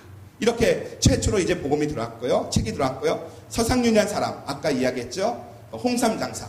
이 사람이 1883년도에 조선에 복음을 전하겠다는 열망을 가지고 자기가 이제 그러면 조선을 가겠습니다 했더니 중국 심양교회에서 파송을 봐줍니다. 자, 파송을 오늘 아침에 우리 전사님들 세우실 때 이렇게 다 나와서 기도했듯이 전 심양교회 교인들이 이 서상윤을 위해서 축복하며 기도합니다. 선교사로 파송합니다. 근데 선교사로 파송하며 주었던 게 뭐예요? 다른 어떤 것 준 게 아니라요. 성경책 100권 그리고 전도지 됐it. 더 이상 안 준 겁니다. 이것만 준 거예요. 자, 그러면서 파송해서 보냅니다. 성경 100권과 이것을 갖고 가는데 심양교회 교인들이 막 이제 들어가라고 해도 따라오면서 눈물 흘리면서 꼭 살아서 보자고 막 그러는 겁니다. 들어가라고 그러면서 가는 겁니다. 가다가 아까 봤던 저 고려문, 고려문에서 검거가 됩니다. 그래서 책 다 뺏겨요. 근데 가만히 보니까요 관리가 먼 친척인 거예요. 근데 이 관리가 보니까 자기 친척이 잡혔으니까 어떻게 해요? 눈 감아줘야 하잖아요. 이런 식이죠. 나 너 못 본 거라? 나 못 봤어? 나 안 본다? 빨리 가라는 거예요. 가라는 거. 그래가지고 결국은 100권을 갖고 하다가 성경책 10권만 들고선 후다닥 도망을 갑니다. 도망을 가서 어디로 갔느냐면 황해도 소래로 갑니다. 소래. 자, 소래는 원래 이름이 솔샘입니다. 소나무와 샘이 많다는 솔샘. 정말 평화로운 작은 마을이죠. 근데 이 솔샘마다 소래로 바뀐 겁니다. 자, 거기에 성경을 10권을 가지고 갔는데 10권 가지고 복음을 전하는 게 너무너무 어려운 거예요. 그래서 노스 선교사님에게 연락을 했더니 그 외교적으로 노스 선교사님이 외교적인 활동을 펼쳐갖고 6,000권을 한 번에 보내줘 버립니다. 나중에 그래서 그 6천 권을 가지고 동네에 복음을 전하기 시작합니다. 그래서 마을 사람들이 주님을 영접해요. 그리고 얼마 있지 않아서 20명이 세례받고 세례교인이 됩니다. 여러분, 예수 믿고 세례교인이 되어졌으면 우리가 모여서 할 일이 다음 일은 뭐예요? 네, 전도도 해야 되지만 모여서 예배를 해야 하잖아요. 그래서 그들이 어떻게 합니까? 예배 처소가 필요했습니다. 그러니까 그 당시에는 기독교의 박해가 있었던 때라 좋은 곳을 얻지 못하고 깊고 깊은 산골짜기에 초가집에 모여서 예배를 드립니다. 한번 볼까요? 소래교회 한번 좀 보여주세요. 소래교회. 저기서 모인 겁니다. 저기서 모여서 막 성령이 오셨네 그러면서 예배를 드린 거예요. 자, 그렇게 하다가 저것이 바로 한국의 최초 교회입니다. 황해도 소래에 세워진 한국의 최초 교회예요. 근데 언더우드 선교사님과 알렌 선교사님의 노력으로 고종 황제가 기독교를 받아들이게 됩니다. 종교를 자유를 줍니다. 그래서 소래 교회가 이제 산속에 감추어져 있다가 드러나게 되어지죠. 드러나서 보니까요, 그 마을에 총 58세대가 살았는데 그 중에 50세대, 80%가 예수를 믿더라는 겁니다. 80명이 예수를 믿더라는 겁니다. 그게 모여서 조금씩 예배드릴 때 상관없는데 80명이 이제 모여서 예배드리려니까 교회 건축해야 돼요? 안 해야 돼요? 좁으면 교회를 건축해야 하잖아요. 그래서 교회 건축을 하기로 한 겁니다. 건축위원장이 누구냐? 아까 서상윤의 동생인 서경조 씨가, 그러니까 한국의 최초의 7인 목사 중에 한 명이었던 서경조 씨가 바로 건축위원장이 되어진 겁니다. 자, 근데 건축을 한다는 소식을 언더우드 선교사님이 들은 거예요. 소래교회가, 최초의 교회가 건축을 한다는 소식을 들으니까 얼마나 기뻐요. 그래서 연락을 한 겁니다. 뭐 도와줄 거 없느냐고, 선교본부에서 좀 도와주겠다. 그랬더니 우리 서경조 집사님 믿음이 대쪽 같은 거예요. 교회는 우리 힘으로 짓는 겁니다. 남의 도움을 받고 짓는 게 아니라 우리 힘으로 질 겁니다. 해갖고 그들이 그런 마음을 갖고 기도하면서 교회를 짓게 되어집니다. 그래서 1895년 7월 8일에 8칸 기와집을 짓습니다. 한번 넘겨주실래요? 할렐루야. 이게 바로 한국에 세워진 최초의 교회 소래교회입니다. 조금만 더 할까요? 괜찮겠어요? 언더우드 선교사님 듣고 싶지 않아요? 싫다면 그만두고요. 자, 그러면은요, 언더우드 선교사님 제가 아펜젤러 선교사님만 하고 마칠게요. 그러면요, 1866년 토마스 선교사님이 이렇게 대동강변에서 죽고요. 1882년 한국과 미국이 수호 조약을 맺습니다. 그러니까 수호 조약을 맺으니까 고종 황제께서요, 미국에 사절단을 보냅니다. 그 민영식, 홍영식, 서광범, 윤길준 이런 사람들을 그 사절단으로 보냈는데 이 사람들을 견미단이라고 합니다. 견미단. 우리 견미단 사진 한번 좀 잠깐 부탁해요. 자, 최초로 한미 수교가 이루어지고 고종 황제가 보냈던 늠름한 한국 아저씨들 한번 좀 보여보십시다.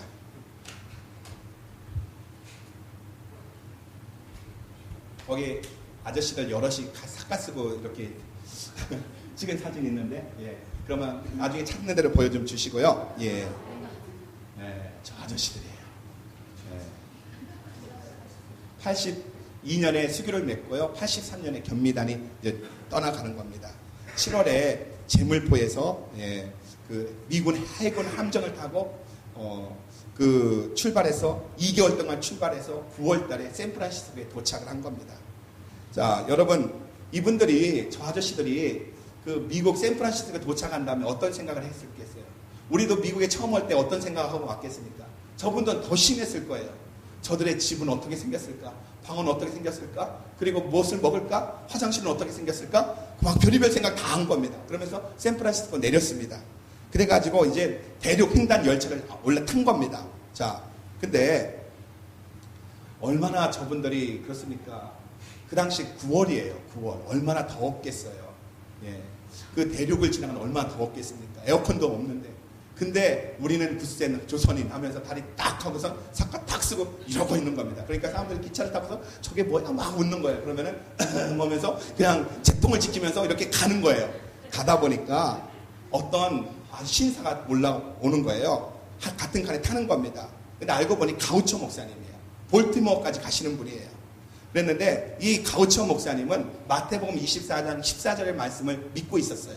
이 천국 복음이 모든 민족에게 증거드리니 그제야 끝이 오리라.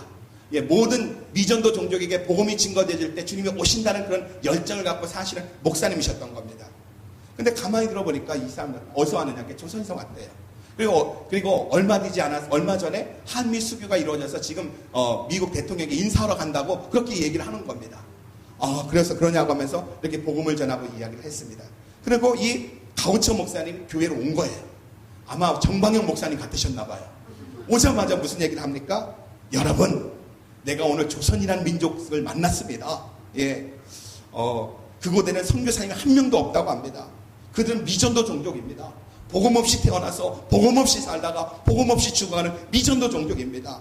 얼마 전에 문호가 열렸다고 합니다. 이제 곧 선교사님들이 그곳에 파송되어져야 합니다. 그러면서 하신 말씀이 여러분 생각해 보세요. 미국에서 조선에 가려면은요, 예, 이 동부에서 서부까지 일주일 동안 기차 타고 가고, 그리고 또한 샌프란시스코에서 2달 동안 태평양을 건너가야 하는데, 여러분 기차와 뱃삭이 필요합니다. 그런 겁니다. 그리고 기차와 뱃삭만 필요합니까? 선교사님들이 그곳에 가면은 그곳에서 또한 생활할 돈도 필요합니다. 여러분 그곳으로 돌아갈 선교사님들을 위해서 오늘 저녁에 헌금합시다. 그런 겁니다. 그랬는데 그 자리에서 했는데 그날, 예, 그때 얼마가 거친지 아십니까? 2,000불이 거친 거예요. 2,000불이 헌금되어진 겁니다. 지금도 대단한 돈인데 그 당시 2,000불이 되어진 겁니다. 그러자마자 가우처 목사님이 이 돈을 어떻게 합니까? 선교본부로 보낸 겁니다. 그리고 극동지역 담당자인 맥클레이 선교사님에게 이야기를 한 겁니다. 우리가 이렇게 선교사를 보내길 원하니까 조선 땅을 좀 알아보십시오. 그래서 일본에 있었던 맥클레이 선교사님이 어떻게 합니까? 조선으로 가기로 합니다. 가다가 우리가 어떻게 갈까 고민하는데 누구한테 소개를 받았어요. 김옥균이라는 사람을 소개받았어요. 들어본 이름이에요. 자, 김옥균이 어떤 일이냐, 개화파인데 어찌고 저찌고 하다가 밀려가지고 일본으로 도망으로 온 겁니다. 그래갖고 일본에 와서 예수를 믿은 거예요. 그래가지고 이 김옥균이, 그리고 고종하고는 가까운 사이잖아요. 그러니까 고종 황제에게 편지를 써주는 겁니다. 뭐라고 썼느냐면, 우리 표현을 하면 전하, 그거죠? 예, 우리나라도 서양 의사가 필요합니다. 우리나라는 전염병이 돌면 한 번에 2만 명, 3만 명이 죽는데 일본에서 와 보니까 전염병이 돌아도 서양 의사들이 와서 치료를 잘해줘서 죽는 사람이 없습니다. 우리 조선에도 서양 의사가 필요합니다. 전하, 통촉하여 주시옵소서 하고 보내준 거예요. 이 편지를 들고 이 맥클레이 선교사님이 고종을 찾아간 겁니다. 그랬더니 고종이 2가지를 약속합니다. 뭐냐면은 영어 선생 3명이 필요하고, 그리고 의사 조금 보내달라. 그렇게 얘기하는 겁니다. 그래서 이것을 본국 선교본부에 알린 겁니다. 그래가지고 청년들이 부흥일을 하고 있는 데 가서 그것을 이야기한 겁니다. 지금 조선이라는 땅에 선교사가 필요하고, 그리고 선교비도 마련되어졌습니다. 누구 갈 사람 없습니까? 그랬더니 누가 나온 거예요? 아펜젤러가 저요 하고 나온 겁니다. 그래서 아펜젤러가 나오고요. 거기서 또 언더우드 선교사님이 헌신을 합니다. 아펜젤러 선교사님은 감리교였기 때문에 감리교 파송으로, 그리고 언더우드 선교사님은 장로교였기 때문에 장로교 파송으로 오게 되어집니다. 자,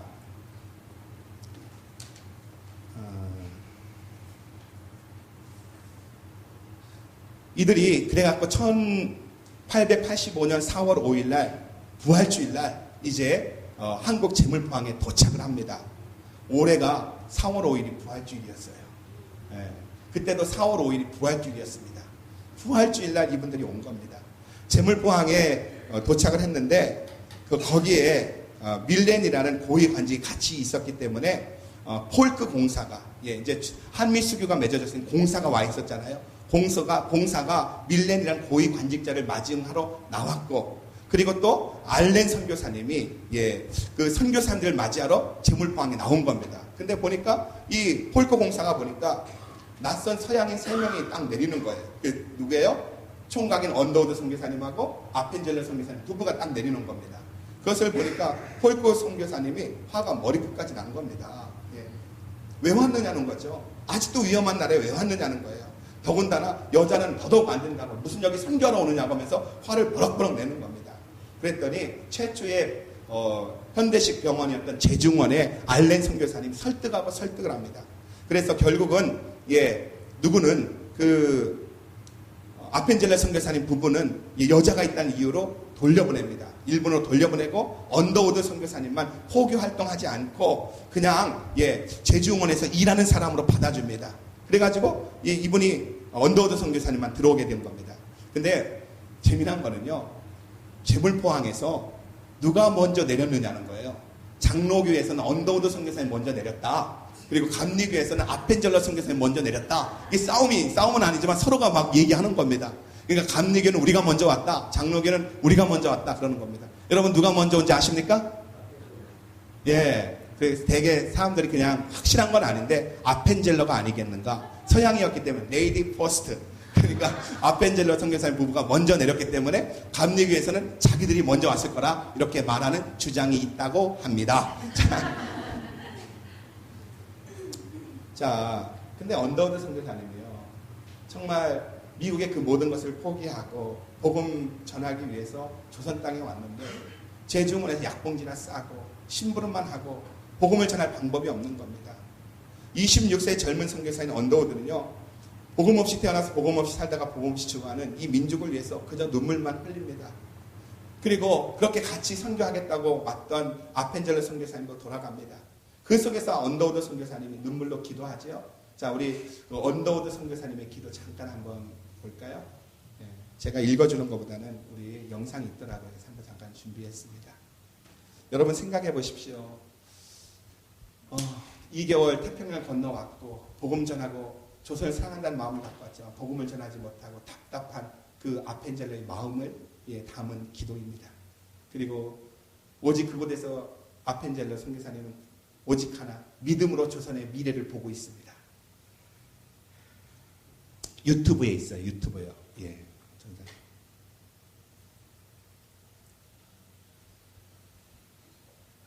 우리 자매님 한번 일어나서.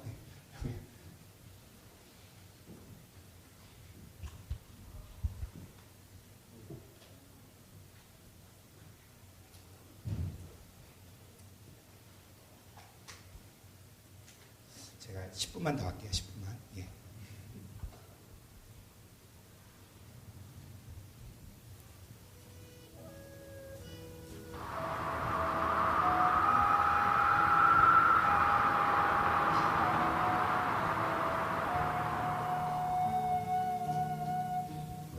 주여, 지금은 아무것도 보이지 않습니다. 주님, 메마르고 가난한 땅, 나무 한 그루 시원하게 자라오르지 못하고 있는 땅에 저희들을 옮겨와 심으셨습니다.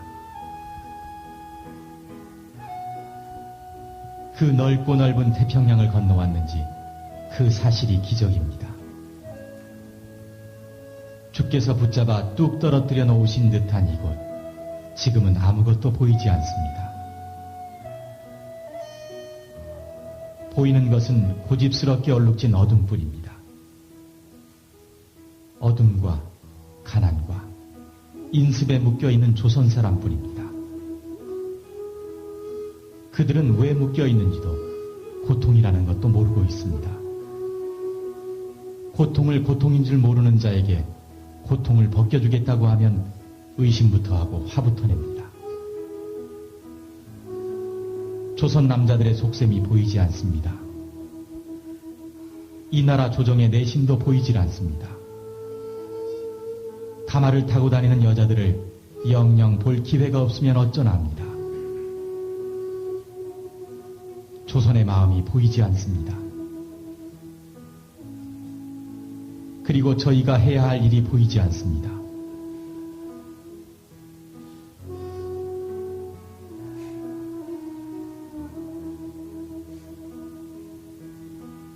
그러나 주님, 순종하겠습니다.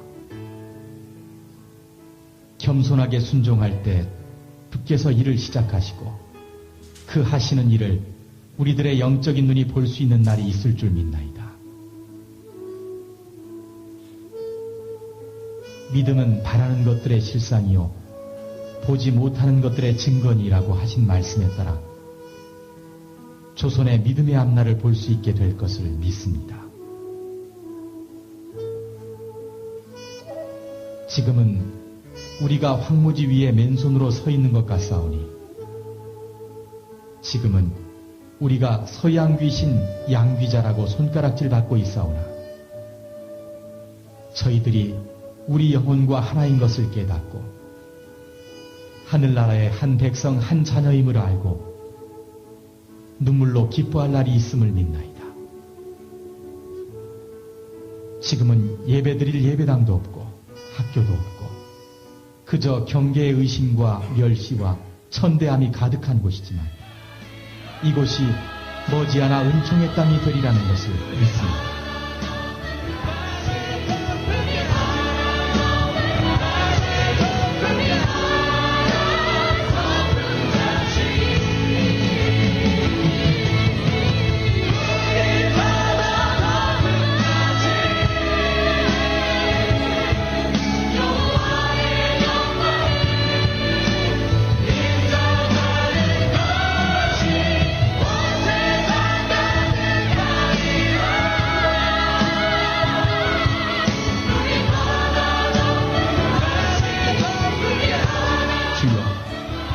오직 제 믿음을 붙잡아 주소서. 예, 우리 언더우드 선교사님이 이 마음을 가지고 기도를 했습니다. 언더우드 선교사님은요, 한국 선교의 개척자입니다. 한국 선교 초기에 그의 흔적이 묻지 않은 곳이 없습니다. 우리 양화진이라는 곳이 있는데 합정동에 있습니다. 서울 합정동에 있는데 외국인 묘지입니다. 거기에 가면은 우리 언더우드 선교사님 4대에 걸쳐서 7명이 그 자리에 묻혀 있습니다. 자, 그리고 언더우드 선교사님은 어쨌든 그곳의 재종원에서 환자를 돌보다가요, 거리 아이들에 대한 마음이 생겨서 그 거리 아이들을 데려다가 고아원을 만듭니다. 이것이 바로 우리가 들어본 경신학교가 되어지기도 하죠. 그러면서 틈틈이 북쪽에 전도 여행을 갑니다. 북쪽에는 누가 있기 때문에요? 그리스도인들이 있었습니다. 아까 로스 선교사님에 의해서 신의주의 쪽으로 들어왔던 사람들, 크리스찬들이 있었기 때문에 그쪽에 가서 복음을 전하게 되어집니다. 자,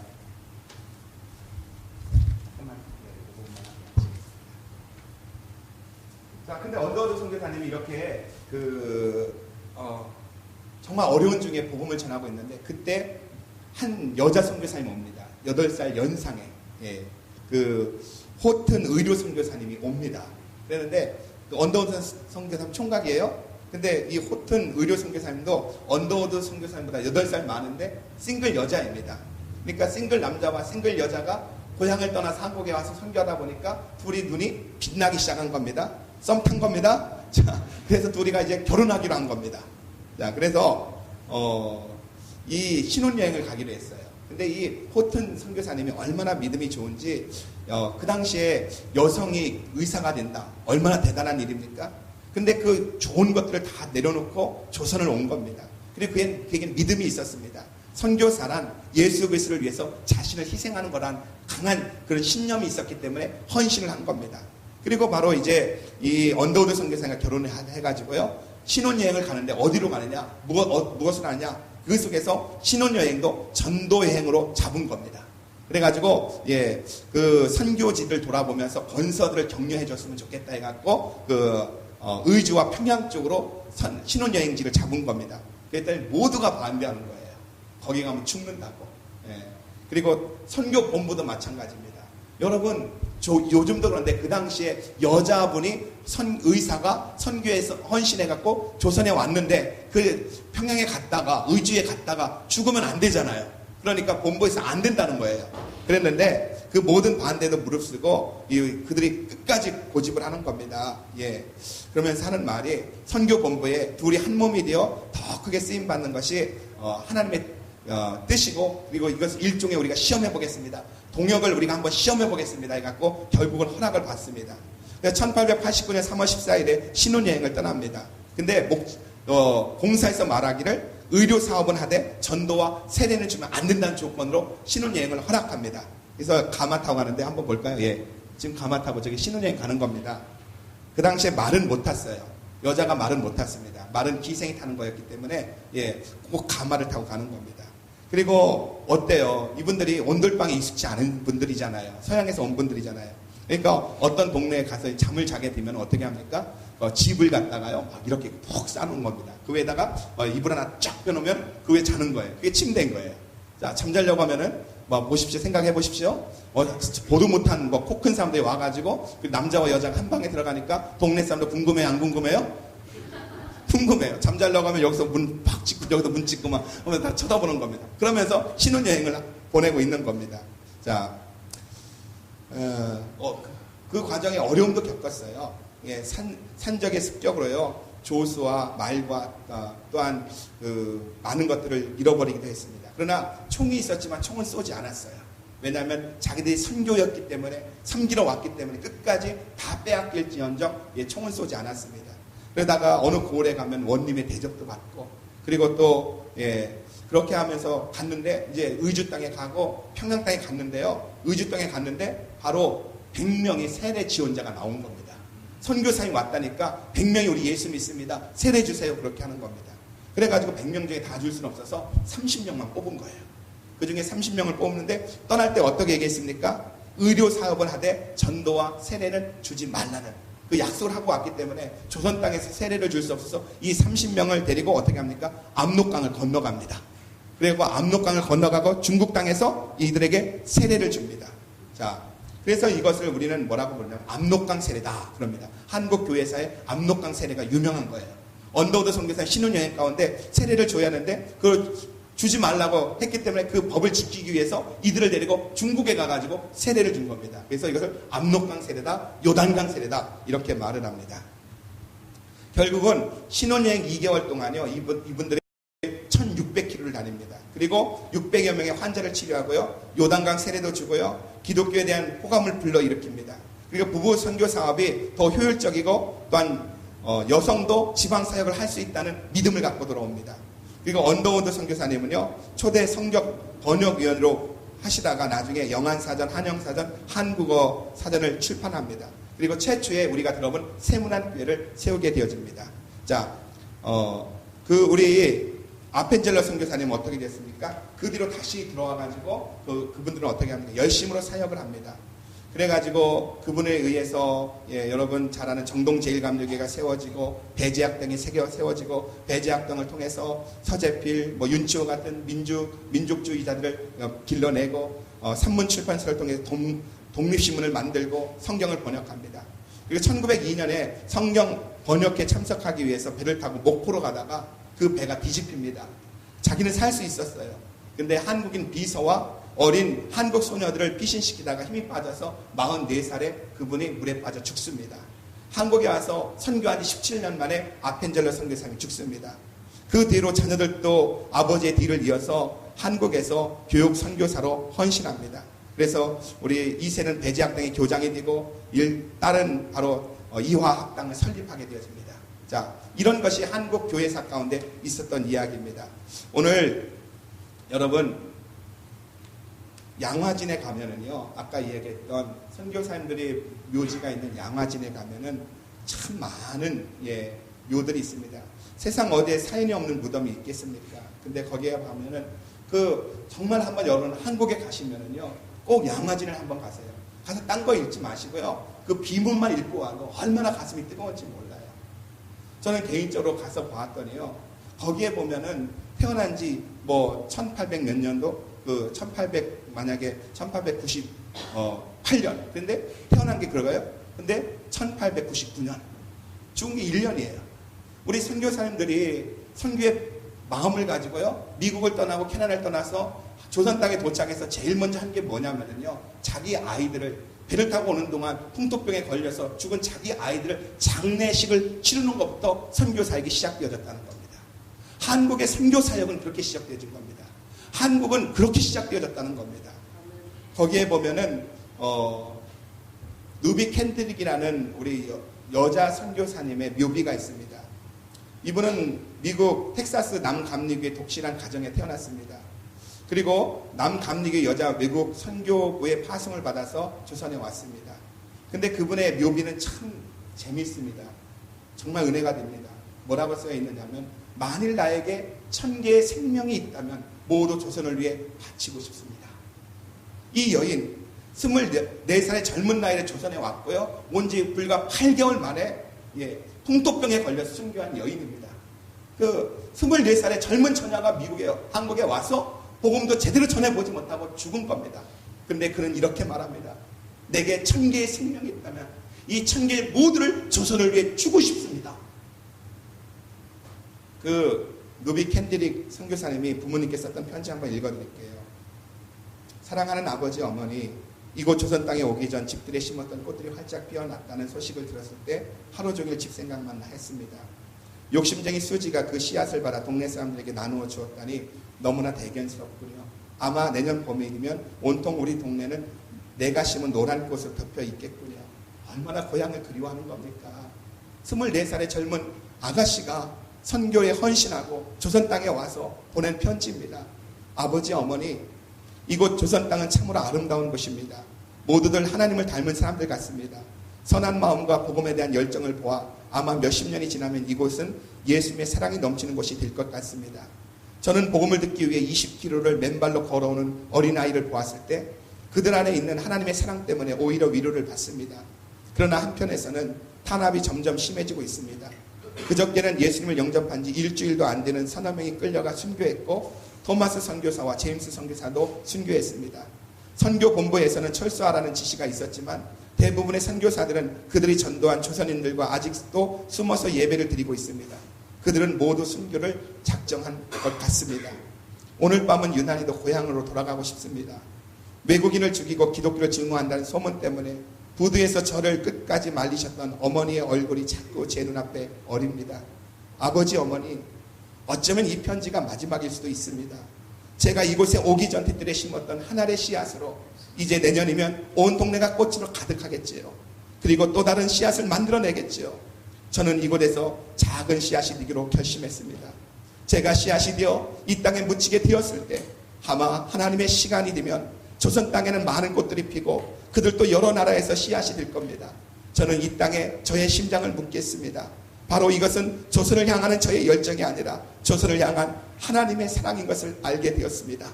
어머니, 아버지 사랑합니다.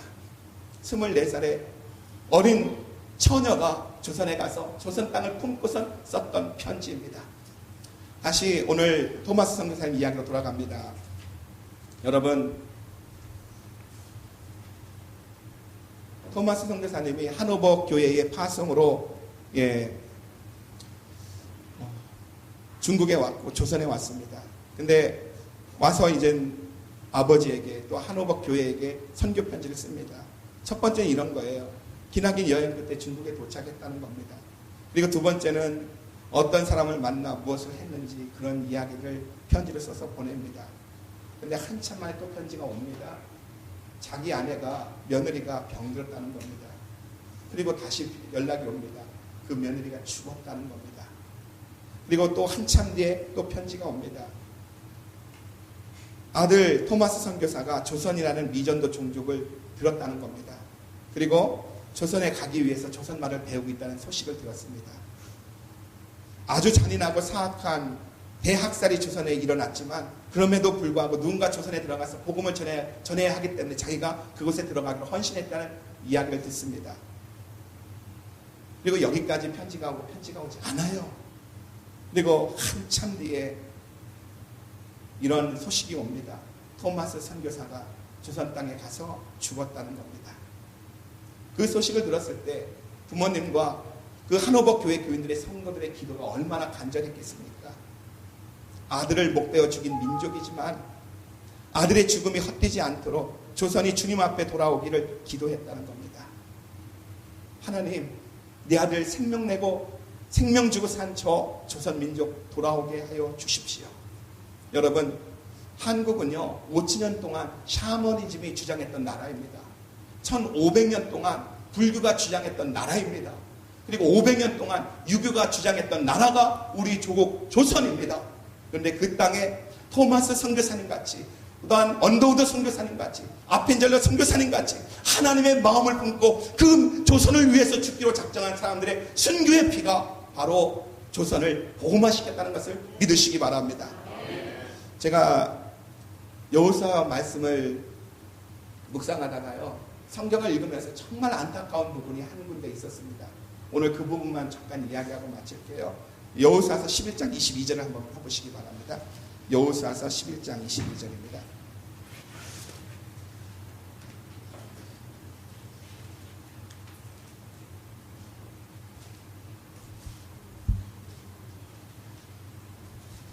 우리 금요일과 토요일 저녁에 나누었던 말씀대로 이스라엘 민족이 40년 광야 생활을 끝내고 하나님이 약속하시는 가나안 땅에 들어와서 요단강을 건넜습니다. 그리고 여리고를 무너뜨렸습니다. 그리고 남북으로 이렇게 공격해 가면서 이스라엘 안에 있는 모든 민족들을 다 하나님의 말씀대로 진멸했습니다. 근데 22절입니다. 같이 읽습니다. 시작. 이스라엘 자손의 땅 안에는 아낙 사람이 하나도 남음이 없고 가사와 가드와 아스도데만 약간 남았더라. 예. 무슨 일인지 모르겠어요. 하나님께서 진멸하라고 말씀하셨고 하나님께서 말씀에 순종해가지고 요단강을 건너려고 했을 때 발을 순종했을 때 요단강에 발을 딛는 그 순간 요단강이 갈라졌습니다. 그리고 하나님 말씀에 순종해서 여리고성을 돌라고 한 말씀대로 순종해서 여리고성을 돌 때 여리고성이 무너졌습니다. 근데 웬일인지 그냥 좀 힘들었는지 아니면 좀 귀찮았는지 이 정도면 괜찮겠다고 생각했는지 하나님께서 진멸하고 정복하라고 했는데 아낙 자손을 가사와 가드와 아수데만 약간 남겼다는 겁니다.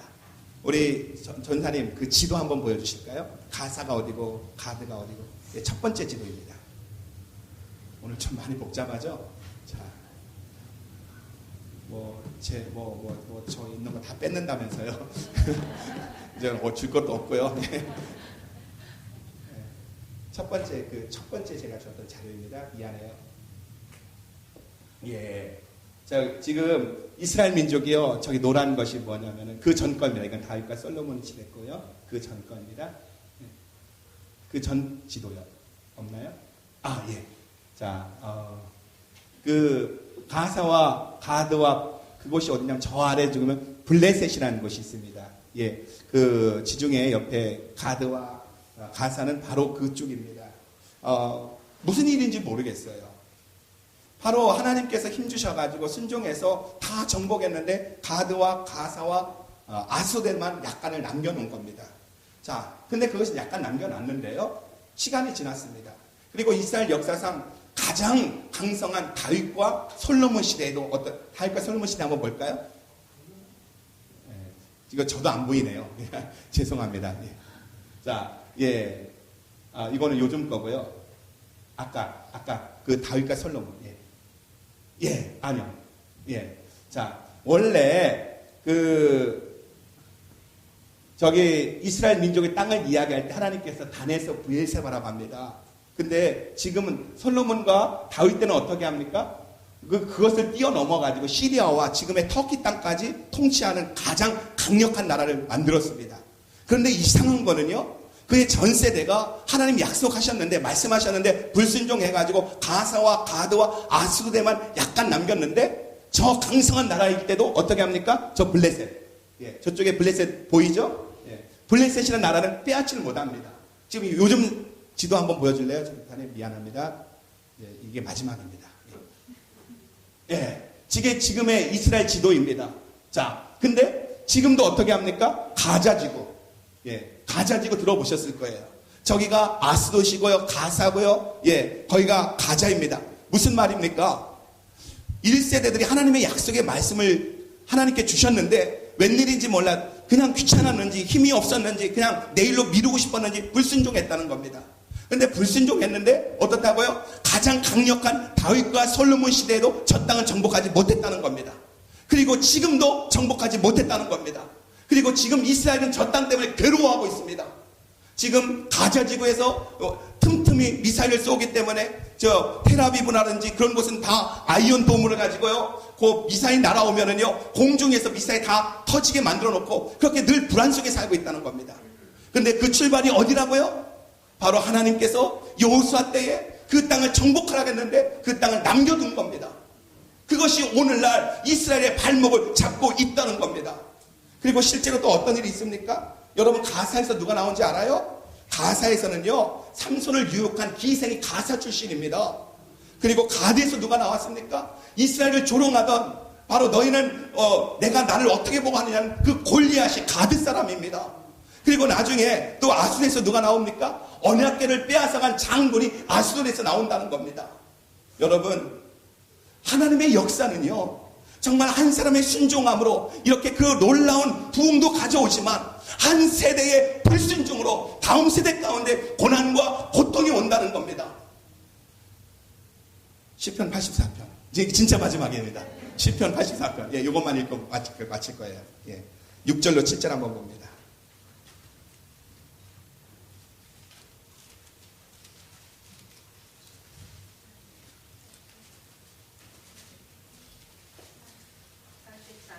예, 시편 84편 6절 7절. 예. 읽습니다. 예. 863페이지입니다. 시작. 저희는 눈물 골짜기로 통할 때 그것으로 많은 샘이 곳이 되게 하며 이른비도 은택을 입히나니 저희는 힘을 얻고 더 얻어 나아가 시온에서 하나님 앞에서 각기 나타나리라. 예. 여기에 보면은요, 눈물 골짜기를 영어 성경은 바카라고 말합니다. 메마른 땅입니다. 고난입니다. 고통입니다. 우리 1세대 삶이요, 뉴욕은 모르겠어요. 휴순에 살고 계신 우리 1세대 삶은요, 정말 비참합니다. 세븐 투 세븐 일해야 되고요, 때로는요, 아파도 일을 해야 되고요, 한 주 못 벌면은요, 살 수가 없습니다. 한 주 놀면은요, 렌트비를 못 냅니다. 그런 고난과 고통의 그 바카의 골짜기를 지나가고 있는 것이 1세대입니다. 근데 2세대는 어떤 줄 아십니까? 2세대 똑같아요. 걔네들도 별거 없어요. 그래도 우리가 자녀 교육 때문에 왔는데 대다수의 많은 아이들이요, 바카 골짜기를 지나고 있다는 겁니다. 우리 1세대도 지나고 2세대도 지나고 있다는 겁니다. 근데 오늘 성경을 잘 보십시오. 이곳에서 바카 골짜기에서 우리 1세대가 눈물을 떨어뜨릴 때, 하나님을 향한 기도의 눈물을 떨어뜨릴 때, 하나님을 향한 비전의 눈물을 떨어뜨릴 때 그 눈물이 떨어진 곳이 샘이 된다는 겁니다. 그리고 그 샘물 먹고 나도 나오고 그 샘물 먹고 우리 다음 세대도 나온다는 겁니다. 저는 특별히 우리 제자교회도 그렇고요, 저희 교회도 그렇고요, 정말 다음 세대를 위해서 우리가 기도했으면 좋겠어요. 여러분, 다음 세대 살려야 됩니다. 다음 세대 이렇게 해야 됩니다. 여러분, 우리가 이 눈물 골짜기에서, 인생의 골짜기에서 우리가 기도하지 않는다면, 우리가 여기에서 목숨 걸고 주님 앞에 부르짖지 않는다면 다음 세대 소망 없어요. 여러분, 정말 토마스 선교사님을 기억하고 우리 1세대 맥케니 선교사님을 기억하고 우리 모두가 그런 마음을 가지고 하나님 살려달라고, 우리 다음 세대 살려달라고, 우리 민족 살려달라고 부르짖을 수 있다면 하나님의 놀라운 역사가 있을 줄 믿습니다. 기도하겠습니다. 하나님 아버지, 감사합니다. 연약한 종이 제자교회에 와서 두서없이 마음을 전했습니다. 하나님, 우리 휴선 순복음교회도 그렇고요, 제자교회도 그렇고요, 다음 세대 가운데 부흥을 주십시오. 오늘 1세대들이 정말 가슴을 찢게 하여 주십시오. 다음 세대의 무너짐을 보면서 안타까워할 수 있는 마음을 주십시오. 하나님, 우리가 순종하겠습니다. 우리가 주님 앞에 더 헌신하겠습니다. 우리 1세대들 가운데 하나님 마음 부어 주옵소서. 예수의 이름으로 기도합니다.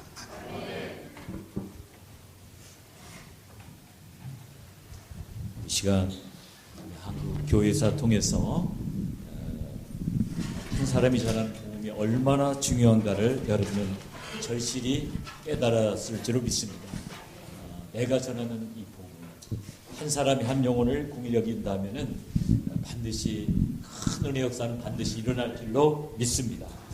이 시간에 사망의 그늘에 매여 울고 있는 나의 자녀들, 우리가 같이 한번 찬양하시고 정말 우리가 영혼을 향한 사랑을 새롭게 하고, 우리 전에 먼저 순교했던, 한국 땅에 와서 순교했던 그 선교사들과 또 우리의 믿음의 선진들을 생각하면서 우리 제자교회가 다시 불용 열정을 새롭게 하고 이웃들을 향해서 나아가는 우리 모두가 되어야 될 줄로 믿습니다. 우리가 같이 한번 찬양하시고 주님 불용 열정을 새롭게 하시고 우리가 새롭게 도전하게 해달라고 내 하나님 앞에 한번 간절히 같이 통성으로 기도하기를 원합니다.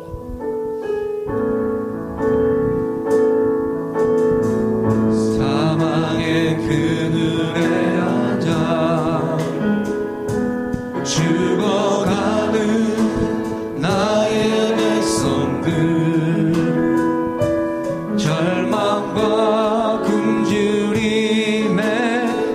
다친 저들은 내 마음에 오랜 슬픔 고통의 멍에에 매여 울고 있는 나의 자녀들 나는 이제 일어나 저들의 멍에를 걷고 눈물 씻기기 원하는데 누가 내게 부르짖어 저들을 구원케 할까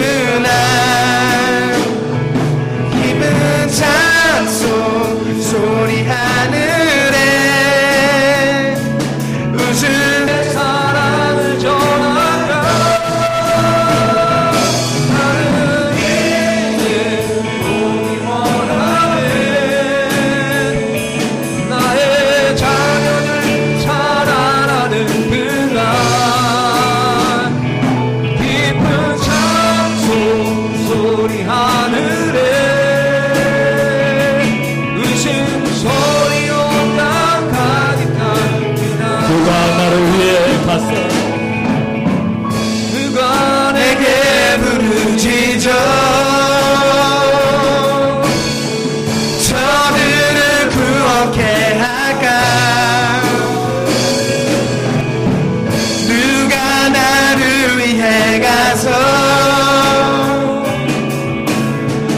나의 사랑을 전할까 나는 이제 보기 원하네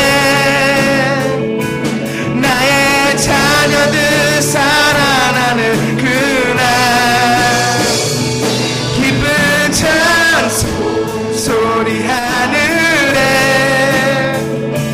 웃음소리 온 땅 가득한 그날 마음을 앞에서 주고왔을 때 주님 우리가 우리의 이웃들에게 가게 하여 주옵소서.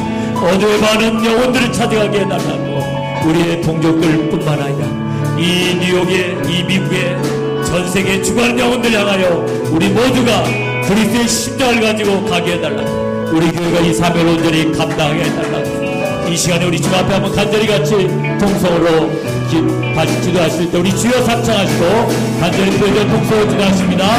주여 주여 나의 사랑의 그릇된 여기 이 밤은 이 시간 함께 하실 좋으신 주님을 찬양하시고 오 나의 사랑의 아버지 하나님 주가는 소설의 영혼들을 아기 주님 따위 밟았던 아버지 하나님 성령을 주님을 누가 내게 부르짖어 이웃들을 찾으며 저들을 구원케 할까 오 나의 아버지 우리 아버지 누가 나를 위해서 우리 아버지 영혼들을 찾아가게 하여 나의 사랑을 전할까 오 나의 아버지 나는 이제 보기 원하네 이제 사자들이 되게 하여 나의 자녀를 사랑하는 그날 우리 아버지 아버지 주여 우리를 도와주시오 우리의 영혼을 새롭게 하여 주여 인도하여 주시오 우리의 영혼을 새롭게 하여 주시오 주여 우리 아버지 나의 아버지 영혼의 사랑을 보게 하여 우리를 새롭게 하여 주시오 누가 나를 위해 가서 영혼의 명절을 새롭게 하여 주여 우리의 영혼을 주여 우리의 영혼을 주여 우리 인자받으시오 주여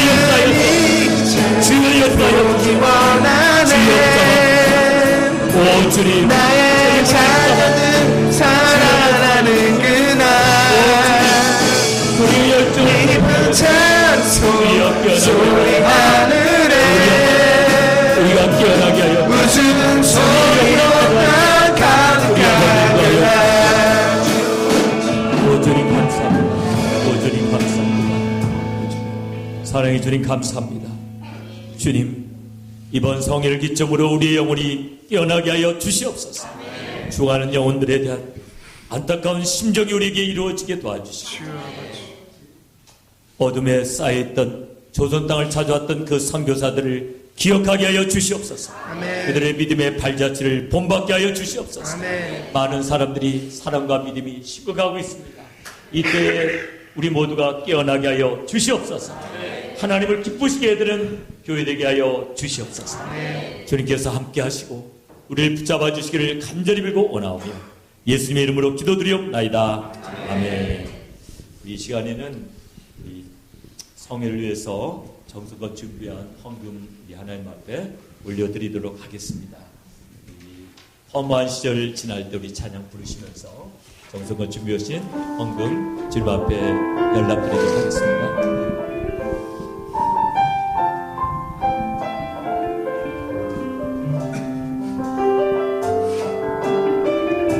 허무한 시절 지날 때 기쁜 한숨 내쉴 때 그런 풍경 보시며 단식하는 분인데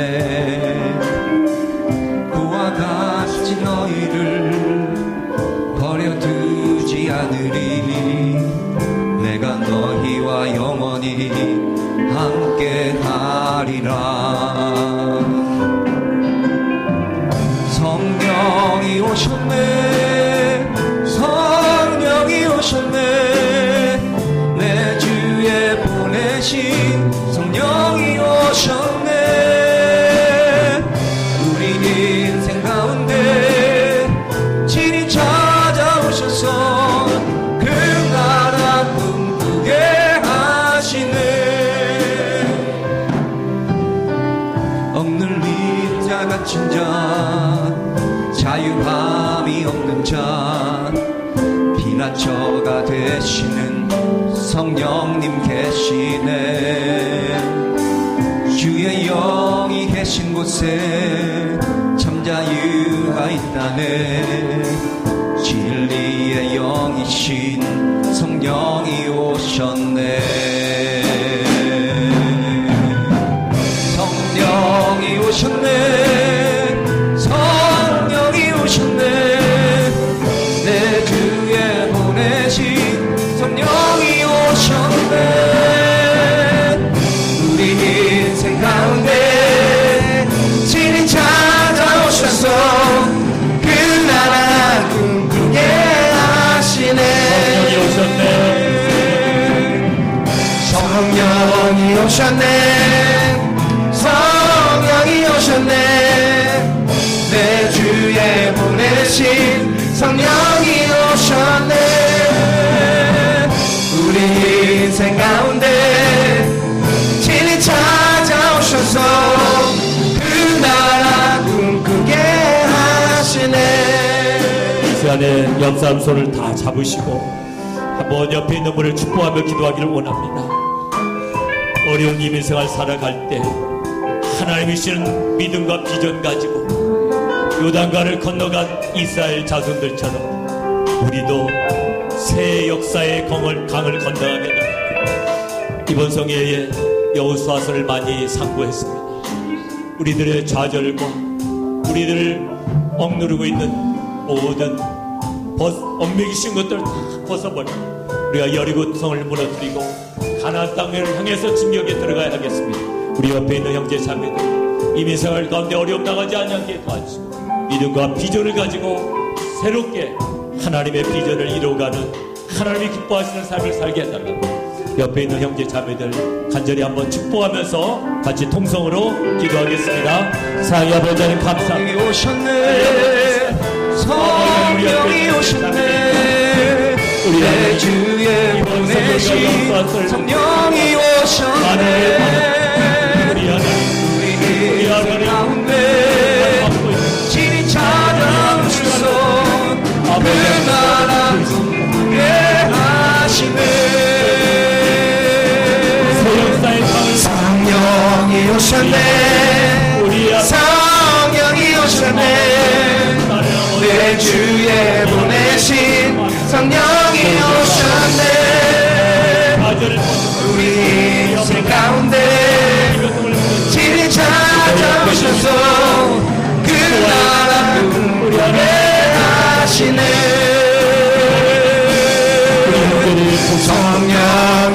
오셨네 성령이 오셨네 내 주에 보내신 성령이 오셨네 우리 인생 가운데 신이 찾아오셔서 그날 함께 하시네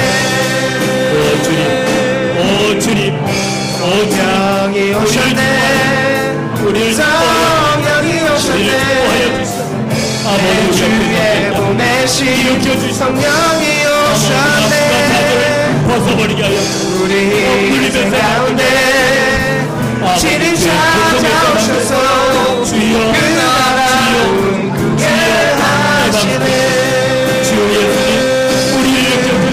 성령이 오셨네 성령이 오셨네 내 주에 보내신 성령이 오셨네 우리 인생 가운데 신이 찾아오셔서 그날 새 역사에 하시네 우리를 주시옵소서. 우리를 새롭게 하여 주옵소서. 인도하여 주옵소서. 부흥성회를 마치면서 우리 휴스턴 순복음교회를 축복하기를 원합니다. 우리 홍현선 목사님, 하나님께서 더욱 영역과 영감을 드려주시고 휴스턴을 깨우는 정말 하나님이 기뻐하시는 이 시대의 여호수아와 같이 하나님이 써주시기를 위해서 기도해 주시고 휴스턴 순복음교회에 있는 35개의 함들 전 세계를 향해서 힘차게 나아감으로 말미암아 휴스턴의 큰 은혜 역사에 있을 뿐 아니라 세계 선교 1위를 감당하는 아름다운 교회로 아름답게 성장되길 위하여 우리 휴스턴 순복음교회를 위해서 축복하면서 한번 간절히 기도하겠습니다. 사랑의 아버지 감사합니다. 이 시간에 휴스턴 순복음교회를 내 주에 보내신 성령이 오셨네